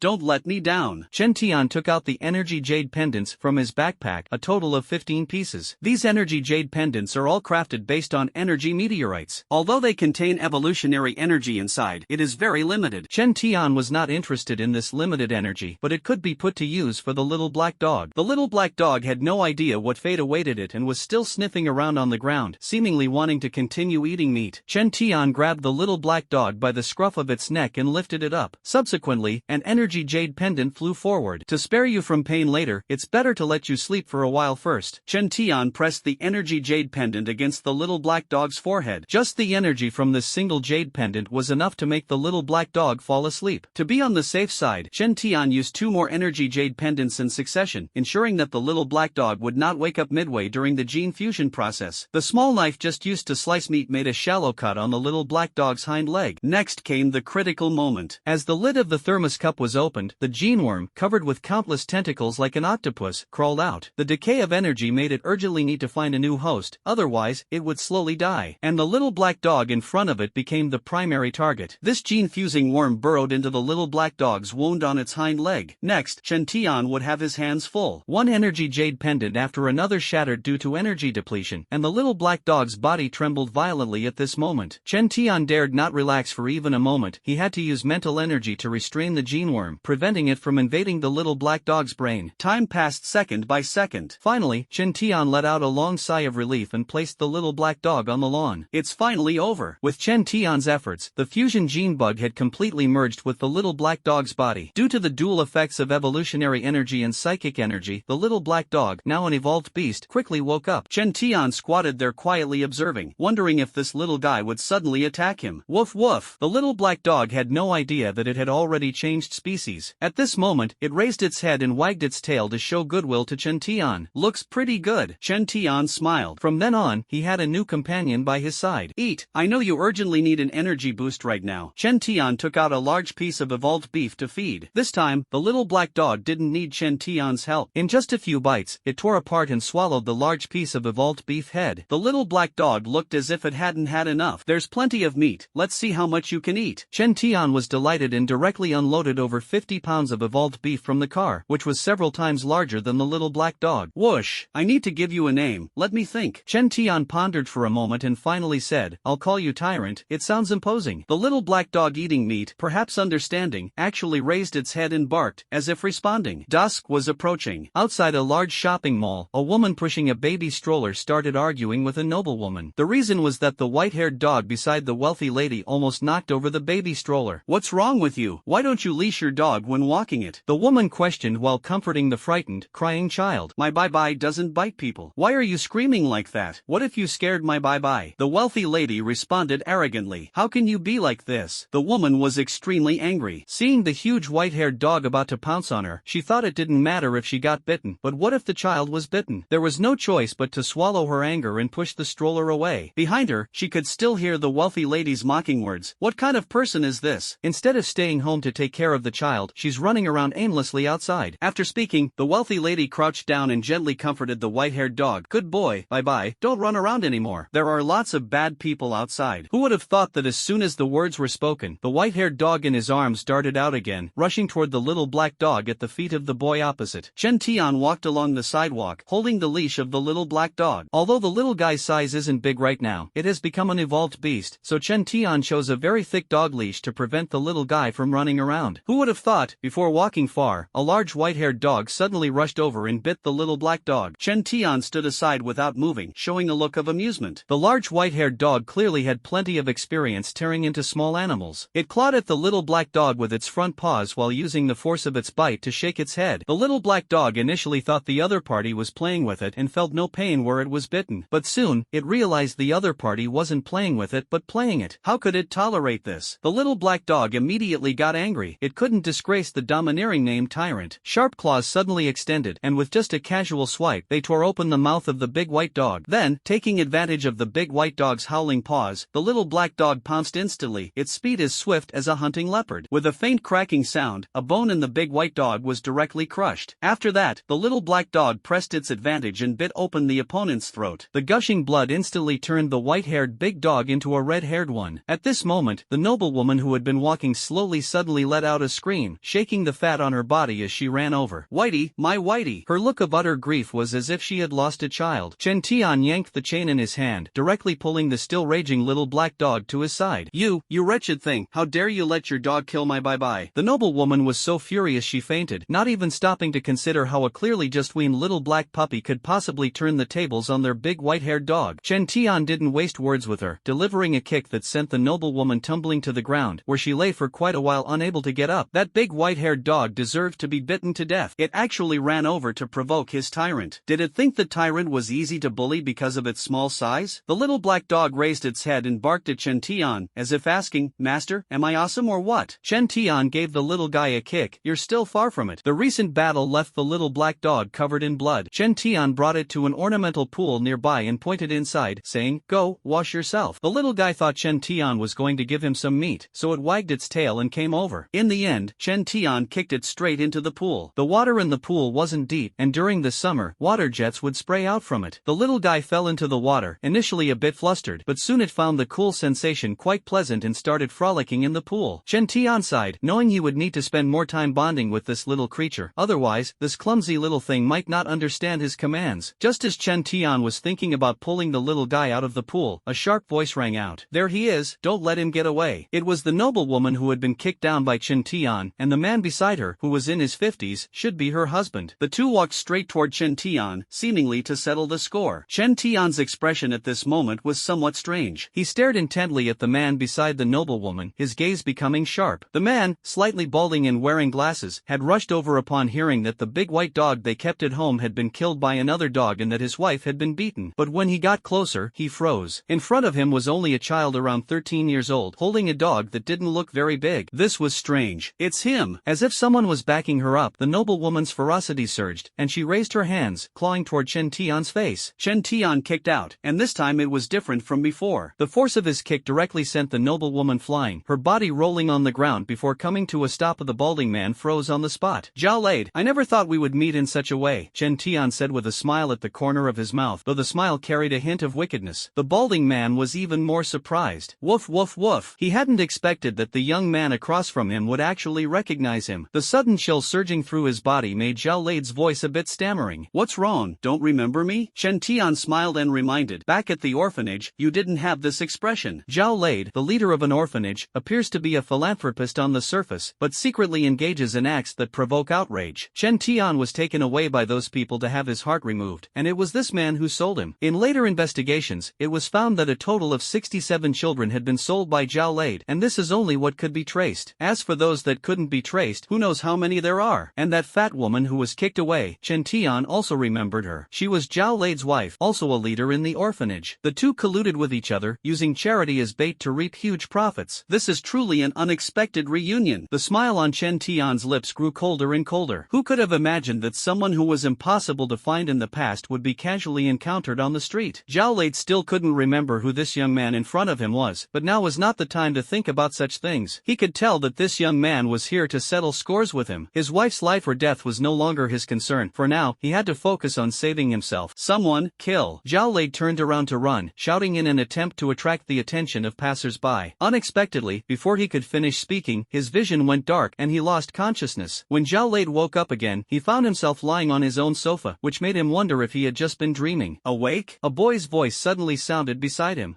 Why are you here?" Zhao Lade saw the young man beside him and was so frightened that he almost fainted again. "Not bad, you've made quite a bit over the years. Look at how you've furnished this place, truly extravagant," Chen Tian said with a smile. It wasn't difficult for him to find this place through the information on the other person. This was the top floor of the high-rise building, the 15th floor. There are only 2 households on this floor, both belonging to Zhao Lade's family. Since the wall between them was removed, the room space appears particularly large. In addition, there is a huge balcony attached. Chen Tian has seen it, and it is planted with flowers, greenery, and and some vegetables. Due to the recent buying frenzy, this couple has purchased a lot of food, enough to fill 2 entire rooms. And now, all of this belongs to Chen Tian. Faced with the accusations listed by Chen Tian, Zhao Lade stubbornly denied them. You must be mistaken. I couldn't possibly do such a thing. Chen Tian tossed an open photo album onto the coffee table and said with a smile, the entrepreneur in this photo with you, doesn't he also go by the nickname Tiger Lord? Zhao Lade's expression turned panicked. Want to know his fate? Chen Tian pointed at the person in the photo. Zhao Lade was also someone who feared death. Before Chen Tian even started torturing him, he confessed everything. At this moment, it was already dark outside. Chen Tian drove the off-road vehicle toward the processing plant Zhao Lade had mentioned. According to Zhao Lade's confession, that processing plant was actually just a cover. The real business inside was human trafficking. Chen Tian was initially transported away by those people. After driving for about an hour, they finally arrived at the processing plant. From the outside, the gate was locked, and the interior was pitch dark, appearing deserted. Chen Tian stopped the car, activated mental perception, and when he opened his eyes again, a faint smile curved at the corner of his mouth. Tyrant, stay in the car. With a single leap, Chen Tian had already flipped over the large iron gate, his movements as swift as the wind. Deep inside the processing plant, not only were the lights on, but there were also people playing cards. A total of 5 people, 4 were sitting around the table playing mahjong, while 1 was sitting to the side scrolling on his phone. None of the 5 noticed that a young man had entered the room. The person locked inside, where are you planning to sell them? Chen Tian's words startled the 5 people. The first to react was the man playing on his phone. He was stunned for a moment before immediately asking, how did you get in here? The 4 people playing cards also stopped. Their gaze swept past Chen Tian and looked toward the door. No need to look, it's just me, Chen Tian said with a faint smile. Being able to personally deal with a few enemies before the apocalypse breaks out is quite satisfying. Damn it, don't let this kid escape. Lock him up with the others. Lao Wu, go outside and check what's going on, one of the men said with a fierce glint in his eyes. At this moment, 2 people had already closed in from the left and right. They were not afraid of Chen Tian, a teenager, but they were worried about whether this place had been exposed and if there might be others outside. It's getting late, so I won't play with you any longer. As soon as Chen Tian finished speaking, he had already disappeared from where he stood. The man who originally stepped forward to grab someone froze in expression, and the next moment, a crisp sound came from his neck as his head twisted directly to the back. Afterward, several more crisp sounds echoed. 5 people, all died in the same manner. Without even glancing at the corpses on the ground, Chen Tian continued walking inside. Near the corner, there is a small door, also locked. Chen Tian kicked the door open, and under the faint light, he could see the people inside trembling. Inside, 6 people were confined, 3 adult women and 3 teenagers. They were all bound hand and foot, with tape over their mouths. Judging by their swollen, red eyes, they must have been crying for a long time. A cold gleam flashed, cutting through the ropes binding these people. The people outside are already dead. Hurry up and leave this place. Leaving these words behind, Chen Tian turned and walked away. He paid no attention to how these people left but instead began wandering around the factory. Can't come all this way for nothing. I must look for any valuable items. I can use the processing machines here to turn those 2 cow horns into weapons. Turning on the factory lights, Chen Tian saw the processing machines parked inside. The mutated cow he had killed had its hardest parts in the 2 horns, which he had already removed and stored, originally intending to use them as materials. Now is the perfect time. Just returned to the car, the little black dog started barking. It clearly didn't want to stay in the car. Then let's go together. Chen Tian let the little black dog out. Anyway, the bad guys inside have already been cleared out, so there's no fear of the little black dogs barking alarming anyone. Soon, the sounds of cutting and grinding came from the processing plant. After more than 2 hours, Chen Tian finally finished processing the 2 cow horns. The 2 cow horns now take on a spiral shape, resembling a dark gray cone. Don't underestimate these 2 hornalls. Their hardness is no less than that of ordinary metals. If controlled by Nian, they can certainly unleash powerful penetrating force. These 2 hornalls are non-conductive, can be used in certain special situations, and are lighter than metal. When their power is unleashed, ordinary mutant beasts are completely unable to resist. The little black dog found the scent somewhat familiar and barked at the hornalls in Chen Tian's hand. Chen Tian kicked the little black dog aside and decided to test the power of the 2 horn spikes. Under the control of his energy, the 2 horn spikes floated in front of Chen Tian's chest. In the next moment, Chen Tian moved his mind, and the 2 horn spikes shot out to the left and right at terrifying speed, directly hitting the wall opposite. Like the sound of bullets piercing through bricks, the 2 horn spikes left 2 round holes in the red brick wall. Chen Tian contentedly waved his hand, and the 2 horn-shaped spikes flew back in front of him. With this thing, it's equivalent to having an extra trump card. Chen Tian contentedly put it away. After the apocalypse broke out, the bodies of many mutant beasts became valuable materials. Some could be made into weapons, some into armor, and others became essential components for evolution potions. Night had already fallen. On his way back, Chen Tian, who had gained something from this trip, was driving while listening to music. The car was moving forward at a normal speed. Suddenly, two cars ahead were driving side by side, leisurely blocking all the overtaking routes. Chen Tian initially didn't pay attention and honked the horn. Woof woof woof. Who would have thought that not only did the other party not speed up, but they also braked, almost causing Chen Tian to rear-end them. What followed was even more infuriating. Two cars side by side simultaneously slowed down. Although Chen Tian wasn't in a hurry, being treated like this was something his temper couldn't tolerate. This white SUV has a large tonnage. With just one press of the accelerator, it could easily push aside the two sedans in front. However, Chen Tian didn't want to do that. He had just acquired this white SUV not long ago, and it would be a shame to damage it like this. He had a better plan. At this moment, the two sedans driving ahead were completely unaware of what they were about to face. The two drivers were talking to each other over the car's Bluetooth feature. Look at that idiot behind us, he's about to lose his patience. Once he rear-ends us, we'll extort a good sum from him. This stretch of road doesn't have surveillance. Later, remember to check if his car has a dashcam. We can't let our efforts go to waste. The two were chatting when one of them noticed the white SUV behind them suddenly rolling down its window. The next scene almost scared the driver into steering onto the median strip. A hand extended out of the roll-down car window. This was nothing unusual. The problem lies in the fact that this hand is holding a gun. Damn, is this for real? The man had just muttered a sentence when he heard a bang of a gunshot, and his rearview mirror was shattered. Damn, what the hell is going on here? The man was so terrified that he almost lost control of the steering wheel. He had never encountered anything like this in his life. Another round of gunfire rang out. The bullet pierced through the rear windshield and directly penetrated the front windshield. The man driving the car was so frightened that he screamed uncontrollably, ignoring everything else, and slammed the accelerator to the floor. Meanwhile, the driver of the car next to him heard the gunshots but had no idea what had happened. However, he quickly found out. 3 bullet holes appeared on the windshield, and even if his mind was slow, it was clear what was happening at that moment. They've run into a tough guy. This is so unlucky. They couldn't extort him, and now they're scared out of their wits. Their body is left with only the instinct to drive, flooring the gas pedal all the way down, just wishing the engine had more power. Otherwise, they'd really want to take off on the spot. Chen Tian withdrew the pistol, a wicked smile on his lips. That was purely to intimidate the opponent just now. If he truly wanted the other person's life, one man and one gun would be enough. The great thing about a pistol is that even if it doesn't hit the target, as long as it fires, it carries enough deterrence. The two cars blocking the way earlier instantly disappeared without a trace. Indeed, villains are best dealt with by ruthless people. Returning to the residential area, taking the elevator, Chen Tian went straight to the top floor with the little black dog, took out the key, and opened the door. For the next few days, he would be staying here, not only because there was plenty of food and water here, but also because the high location offered a good view. Standing on the open balcony, Chen Tian could take in the surrounding area at a glance. There was no need to worry about anyone coming to disturb him. Zhao Lei's 2 sons had been sent abroad for further studies and probably wouldn't return in this lifetime. The next morning, Chen Tian was awakened by a buzzing sound. Stepping out of the room and onto the balcony, Chen Tian saw many military helicopters flying overhead. The countdown to the apocalypse, 2 days remaining. In 2 days, it will fully erupt. These helicopters flying overhead seem like some kind of omen. In the courtyard of a corporate research facility, a green helicopter slowly descended. Lu Lao and Bai Shui, who had received the news, were already waiting outside. Apart from the two of them, Tian Mi was also present. Last night, Mr. Lu received an emergency evacuation call. I've been ordered to take you two away, an officer said as he jumped off the helicopter. Bang bang bang. This is my student. We are jointly researching the gene worm project, Mr. Lu quickly explained. At a time like this, he couldn't possibly leave Tian Mi, who had shared life and death with him, behind alone. Please follow me, we still have a long way to go. The officer said no more. The plane took off, heading to the next location to pick up people. This time, it wasn't just helicopters in action. On the city streets, organized regular troops moved in an orderly fashion, followed by special buses that picked up the important figures on the list one by one. For a moment, people were in a state of panic. Many private cars, with entire families, chose to follow behind the military. Hurry, we don't have time. Qin Haidao swiftly loaded bags of luggage onto the car. He had received a call from a comrade, learning about some undisclosed matters, which prompted him to hurriedly pack up his belongings and prepare to evacuate the city along with the military convoy. Jia Yuting was startled by Qin Haidao's panic. While following his hurried movements, she asked, "Honey, where are we going?" "I don't know. Anyway, we can't stay here." "Hurry up, leave anything unimportant behind. We still need to pick up Mom and Dad," Qin Haidao urged. Their car wasn't very big, and if both sets of parents were added, it would be a bit crowded. "Honey, I can't get through to Mom and Dad's phone. I'm so worried." "We'll go straight over later. I think it should be fine," Qin Haidao said to reassure, though he was actually worried inside. After packing up, the family of 3 set off by car, but unexpectedly ran into trouble soon. There was a traffic jam. The irritating sound of horns filled the entire street. Many people even stuck their heads out of the car windows to shout angrily. Shin Haitao also slammed the horn button on the steering wheel. The more anxious you are, the more frustrated you feel. Many streets in the city are like this. So, Chen Tian stayed in the room all morning, training the little black dog. This situation continued until the afternoon before it improved. Chen Tian stood on the balcony and saw that vehicles on the street could pass normally, so he decided to go out for a while. He still had a lot of cash in his backpack that hadn't been spent yet. Wasting money is shameful. So, after confirming the road was clear, Chen Tian drove the off-road vehicle straight to the shopping mall. Due to the buying frenzy and various rumors, it's now very difficult to purchase essential supplies like food and water in stores. However, what Chen Tian wanted to buy were items like candies, chocolates, and other high-calorie foods, which no one was scrambling for. One reason no one is scrambling to grab it, apart from the fact that it doesn't fill you up, is that prices have skyrocketed several times over. Chen Tian doesn't mind the cost. Box after box of chocolates and cream candies were loaded onto the off-road vehicle. Once again, the space in the off-road vehicle seemed insufficient. Later, Chen Tian simply paid the store to deliver the goods to his home. He wanted to make sure to spend all the money in this backpack within the next 2 days. Looking at the few bills left in his backpack, Chen Tian smiled with satisfaction. It was already dusk, and Chen Tian needed to hurry back. According to his agreements with the shopkeepers, the goods should be delivered to his door soon. Unexpectedly, on his way back, he encountered a traffic jam. The cause of the traffic jam turned out to be a fight happening up ahead. Why should I give you money? This is a public road, and you're charging fees here. This is robbery. Wang Ming was furious. He and his wife had spent a fortune just to buy a small amount of supplies, which had already left him upset. Now, on their way home, they encountered a group claiming to be from some committee, setting up a checkpoint to collect fees. The other party's attitude was arrogant, offering neither official regulations nor proof of identity. As a Sanda coach, Wang Ming couldn't tolerate such behavior. It started with an argument, escalated to physical confrontation, and finally turned into a full-blown fight. Wang Ming had an advantage in the fight due to his profession, but the opposing side had strength in numbers. Moreover, Wang Ming didn't dare to truly go all out, so the battle between the two sides reached a stalemate. Their commotion naturally caused the road to become blocked. Nearby vehicles didn't come forward to intervene. Some even took out their phones to record, making the scene increasingly chaotic. At that moment, 2 gunshots rang out, startling everyone present. The onlookers instinctively made way. A young boy, with a sullen expression and a handgun in his hand, walked straight over. Oh my god, how does this boy have a gun? The sudden appearance of the gun-wielding teenager instantly changed the atmosphere on the scene. The onlookers quickly fled back to their respective cars. The people who were fighting also stopped one after another. Get out of my way. If you want to fight, go fight somewhere else. Chen Tian suddenly spoke, his voice not loud but extremely intimidating due to the presence of the handgun.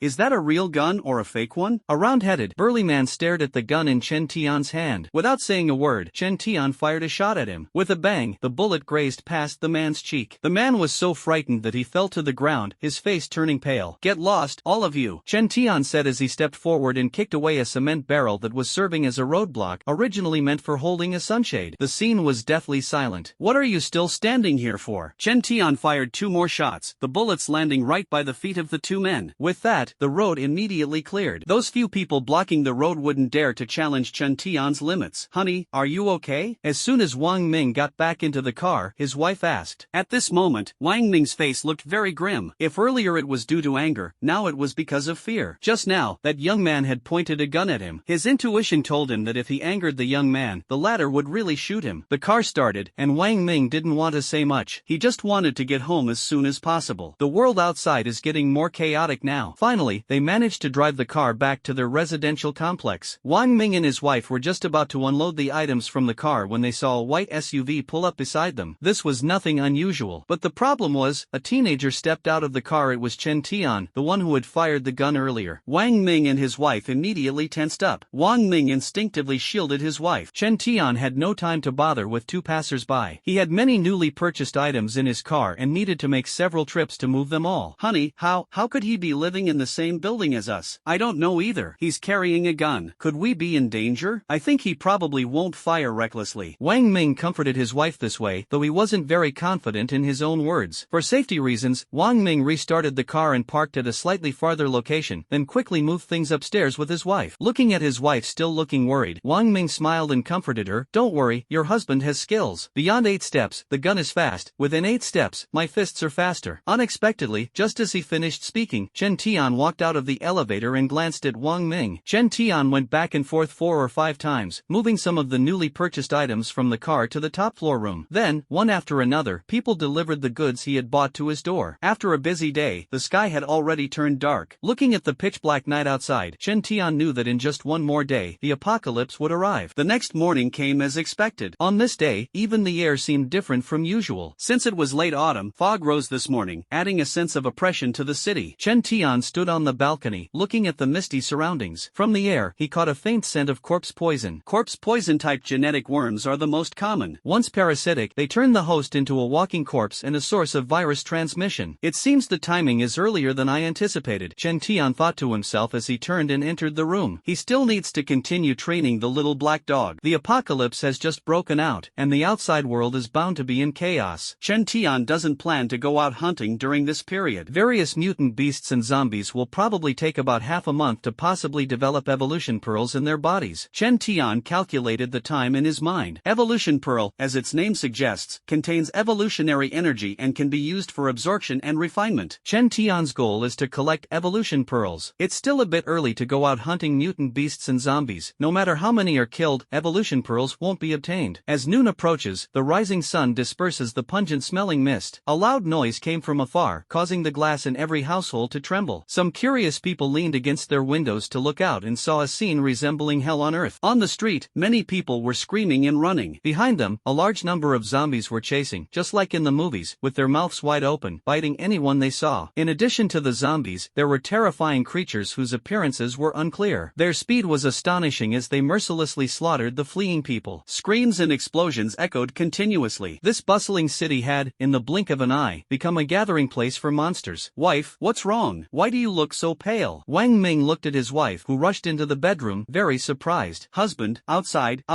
The woman's face was pale, and she could no longer speak coherently. What happened outside? Wang Ming asked further. His wife just held him tightly, her body trembling. Wang Ming was just playing a game, and because he was wearing headphones, he didn't notice the sounds outside. But now, with explosions echoing from time to time and the never-ending screams, Wang Ming finally realized that something big was happening. When his gaze passed through the window and he saw the apocalyptic scene outside, Wang Ming was completely stunned. No wonder his wife was so terrified, even he was scared. The street outside was blood-red, with many people lying in pools of blood, still struggling in pain. The strange creatures behind, neither human nor ghost, kept gnawing at the corpses on the ground. This was no longer just bloodshed. This was hell on earth. Just as Wang Ming was immersed in shock, he suddenly noticed many monsters running toward the neighborhood. Their family lived on the 3rd floor, and although there were security windows and doors, no one could guarantee these would be enough to stop the monsters from breaking in. Wife, stay in the inner room and don't come out. After giving this instruction, Wang Ming quickly got busy. He needed to reinforce the doors and windows, and he needed to arm himself. The wife in the inner room was so frightened that she didn't know how to respond. Wang Ming quickly took out the toolbox. In his nervousness, his hands trembled so much that he almost dropped the hammer he had just picked up. Seal the doors and windows first. Wang Ming's mind was still clear. It was a good idea, but without wooden planks, what could he use to seal them? Searching for alternative materials, suddenly there was a rapid knocking at the door. Cold sweat broke out on Wang Ming's back. He quickly walked to the security door and looked through the peephole, seeing that the person knocking was the neighbor. They had exchanged a few words before but were not close. Open the door, help, save. The sound outside came to an abrupt halt. Wang Ming watched in horror as a suddenly emerging zombie bit off the other person's neck. Witnessing his neighbor being bitten to death with his own eyes, Wang Ming's mind went blank, and the fear rising from the depths of his heart sent chills down his spine. A loud crash came from the security door, snapping Wang Ming back to reality. He quickly stepped back several paces, gripping the hammer tightly in his hand. About 2 minutes passed, and the crashing sound stopped, yet the tension in Wang Ming's heart did not subside. How terrifying! Has the outside world already turned into hell? Honey! At that moment, his wife's voice came from the room. Wang Ming hurried into the room to check. Honey, what should we do? Are we going to die here? The woman asked in terror mixed with despair. The bloody scenes unfolding outside the window kept tormenting her nerves. We'll be fine. Maybe the current situation is just temporary, and things will get better in a couple of days. Maybe the troops will come to rescue us soon. Wang Ming kept comforting his wife, and in the process, he became much calmer. At present, relying on oneself is better than relying on others. Wang Ming quickly took action. He dismantled the wardrobes and simply nailed the wooden boards onto the window frames. Although he wasn't sure how effective this would be, it gave him much more peace of mind. He sorted out all the food in the house, and the situation was not good, including the newly purchased purchased supplies, there was only enough to last for a month, assuming the same amount of food consumption. Some useful self-defense items are all placed in plain sight, so that in case of an emergency, a counterattack can be made immediately. Being busy can make people forget fear. The couple was sweating profusely from their work but dared not rest. At this moment, Wang Ming suggested checking the news, as there might be important updates. This is a global disaster, and online experts are urging everyone to stay at home and keep doors and windows closed. There are also some practical suggestions that reminded Wang Ming. Quickly go fetch water and fill up all the containers, Wang Ming shouted, rushing toward the kitchen. The apocalypse is coming, and electricity could be cut off at any moment. Without electricity, there is no water. The couple reacted quickly, turning on all the faucets in the kitchen and bathroom, using every container they could to store water. One can survive without electricity, but if there's no water, that's a real problem. Unexpectedly, the worst still happened. The tap water had just started running a little, then it stopped, and even the electricity went out. Honey, what do we do now? It's okay. The water we collected, if we use it sparingly, will last for a while. We still have some bottled water at home. But man proposes, God disposes. A strong sense of hunger and thirst followed, even more intense than the last time. Not only did Wang Ming and his wife experience this situation, but most of the remaining survivors were the same. This is actually a natural reaction to the enhancement of the body's mechanisms. During the process of cellular strengthening, the demand for energy is immense, and survivors can only replenish energy through eating. Thus, the already scarce supplies were consumed even more. Chen Tian didn't have such troubles. While other survivors were trembling in fear, he was in the living room playing with the little black dog. A fruit plate, under Chen Tian's control, swiftly darted around the living room. The little black dog chased the fruit plate back and forth. Rather than calling it a game, it would be more accurate to describe it as a training method for both sides. The little black dog is very fast. Although it is still in its developmental stage, having perfectly integrated with the gene worm, its potential is gradually being unleashed. With a sudden change of direction and acceleration, the little black dog leapt high, mouth open, seemingly about to bite the flying fruit tray. Unexpectedly, at that moment, the fruit tray suddenly changed direction, altering its original trajectory. The little black dog reacted extremely swiftly, pushing off the wall with its forepaws and using the counterforce to pounce toward the fruit plate at an even faster speed. Not enough, it needs to be even faster. Chen Tian teased the little black dog while laughing. At its previous speed, the little black dog would have already been able to bite the fruit plate. However, Chen Tian had already quietly increased his speed, always keeping the little black dog at a point where it was about to succeed but couldn't quite make it. The little black dog protested after landing back on the ground. This game wasn't fun at all. It had been teased for so long and hadn't succeeded even once. Forget it, better to switch to another game. It decided to go wreck the house. There were many things in the house that would break with just one bite. It thought this game was pretty good, especially since it could also help with teething. You little runt, if you don't hurry up and improve your strength, you'll get eaten by other monsters sooner or later. Chen Tian kicked the little guy on the butt. To be honest, after being fed for the past 2 days, the little black dog had gained quite a bit of weight. Its body was round and plump, and the kick felt pretty good. Chen Tian couldn't help but wonder if he should switch to kicking it like a ball to train the little guy's resistance to beatings. If the little guy knew what its owner was thinking, who knows how it would react. Chen Tian used mental energy to control the fruit plate, making it fly in front of the little guy. After teasing it a few times and seeing no reaction, he decided to switch tools. Tyrant, look at this. Chen Tian took out a bone from a mutated cow. The little black dog, who had just been acting indifferent, suddenly became excited, wagging its tail and rushing toward the meat bone. Whether you can eat it or not depends on your skills. Chen Tian gave a mischievous smile and tossed the beef bone forward. The little black dog leaped high, opened its mouth, ready to savor the treat, but ended up biting into nothing but air. The bone that was almost in its mouth suddenly flew away. Little black dog couldn't let it go and immediately started chasing again. Just like that, after more than half an hour of training, little black dog finally got to eat the meaty bone as it wished. By this time, it was already afternoon. Although this is the first day of the apocalypse, the cruelty outside is bloody and brutal. Chen Tian stepped onto the balcony and gazed into the distance. He could see many wandering zombies and some predatory mutant beasts. On this first day, as expected, no survivor has come out to gather supplies. Chen Tian stood there on the balcony railing. At this height of over 30 meters, he felt no fear at all. On the contrary, he even somewhat enjoyed the feeling of looking far into the distance from a high vantage point. Maybe in a few days, someone won't be able to hold back anymore, Chen Tian said with a smile on his lips. The law of the apocalypse, the weak are prey to the strong. To survive in this cruel world, one must make themselves stronger. Now, I can control 12 objects at the same time. Murmuring softly, Chen Tian extended his palm. From a wooden box not far away, 12 long nails flew out. With a gentle motion of his fingers in midair, the 12 long nails formed a neat formation, floating orderly in front of Chen Tian. In the past, at his peak, he could control no more than 27 items simultaneously. But now, with the apocalypse just beginning, he has already reached nearly half of that level. While Chen Tian was observing the distance, a wandering beast suddenly appeared from nowhere and climbed up along the anti-theft window below. You really know how to pick your opponents. Looking at the approaching beast, Chen Tian's lips curled into a cold smile as the 12 long spikes in front of him directly met the attack. The 12 long spikes simultaneously pierced into the beast's body. The beast's head was instantly torn apart, and having just climbed to the 12th level, it plummeted straight downward. The body fell onto the hard ground and was instantly devoured by the nearby zombies. Since I've already made a move, I might as well take this opportunity to practice my skills properly. I can't let them get rusty. The corner of his mouth curved into a smile. With a thought, another long nail flew to his side. That box of long nails, each 15 centimeters long, was specially purchased by Chen Tian. Holding the long nail between two fingers, he began channeling energy into it. Chen Tian's gaze swept into the distance, finally locking onto a zombie 500 meters away. As Chen Tian released his fingers, the long nail shot out like a bullet, disappearing in an instant. The zombie 500 meters away immediately collapsed to the ground. Sure enough, practice is necessary, otherwise, it's hard to ensure accuracy, Chen Tian murmured to himself. The long spike just now directly pierced through the forehead of the zombie, but Chen Tian had aimed for its open mouth. But it's fine, with some practice, he could get the hang of it. After all, this body is no longer the same as before, so it's normal for there to be some differences in control. As for these cardboard boxes filled with long nails, Chen Tian still has 3 large boxes, and the thing most abundant outside is targets. The long nail in his hand once again turned into a cold gleam and flew out. With a puff, another zombie fell to the ground. The advantage of this method lies in long-range sniping. Otherwise, with Chen Tian's current level of ability, he wouldn't be able to perform at such a distance. Puff, puff, puff. With practice, Chen Tian became increasingly proficient. The interval between the spikes and their launch is getting smaller and smaller. As for accuracy, it has been perfectly controlled after several adjustments by Chen Tian. Within 500 meters, he can now attack any position with pinpoint precision. Beyond 500 meters, due to the impact of vision, accuracy decreases, and can only hit slightly larger targets. This time, let's make it more challenging. Chen Tian treated this kind of practice as a monster-killing game. 3 long nails were simultaneously held in his hand, and after gathering strength, they were launched at the same time. The 3 running zombies on the opposite side of the road instantly fell to the ground. In just a short while, the number of zombies killed by Chen Tian had already exceeded 100. That's enough practice for now. It's time to grab something to eat. Chen Tian pushed off the railing with both hands, leaping high into the air and landing gracefully back onto the balcony. As he entered the living room, Chen Tian's eyebrows twitched slightly. He just looked away for a moment, and the little black dog actually tore up the sofa. Damn, this is what happens when you don't discipline for 3 days. They start tearing the roof off. You can't spoil it just because it's small. And so, the sound of the little black dog jumping up and down echoed next. It was being chased and kicked by Chen Tian, which could be considered a type of training. During his break, Chen Tian drank fruit juice beverages while eating canned food of various flavors. These delicious items were all purchased by the room's original owner. While others were carefully budgeting to save on food and drink, Chen Tian was living a life of carefree indulgence. No way, there was too much food to finish, and he wouldn't stay here for long. Whoosh! The 5th day of the apocalypse arrived. The dark side of humanity began to reveal itself. Not everyone had enough food and water, and not everyone could live as comfortably as Chen Tian. The sudden surge in appetite left many survivors starving and desperate. To stay alive, some people, afraid to fight the zombies and monsters, turned their attention to other survivors. Open the door, we're from the property management. Don't worry, there are no monsters outside. We're here to take a head count. The world is in chaos now, and everyone must stick together. On the 13th floor of this building, a few seemingly decent men were knocking on a resident's door. The intelligence of the Walking Dead is low, mostly relying on sound and smell to track prey. At the beginning of the apocalypse, the majority were walking dead. Whoosh! Since the elevator in this building is out of service, the only way to go up and down is through the safety passage, so no Walking Dead have been seen above the 10th floor. After waiting for about 2 minutes, the door opened a crack. Are you really from the property management? Of course, there's no doubt about it. It's too dangerous outside now. We all need to stick together. Hearing this, the homeowner relaxed their guard. But at that moment, these men who had just been polite suddenly rushed forward together. What are you doing? This is my home.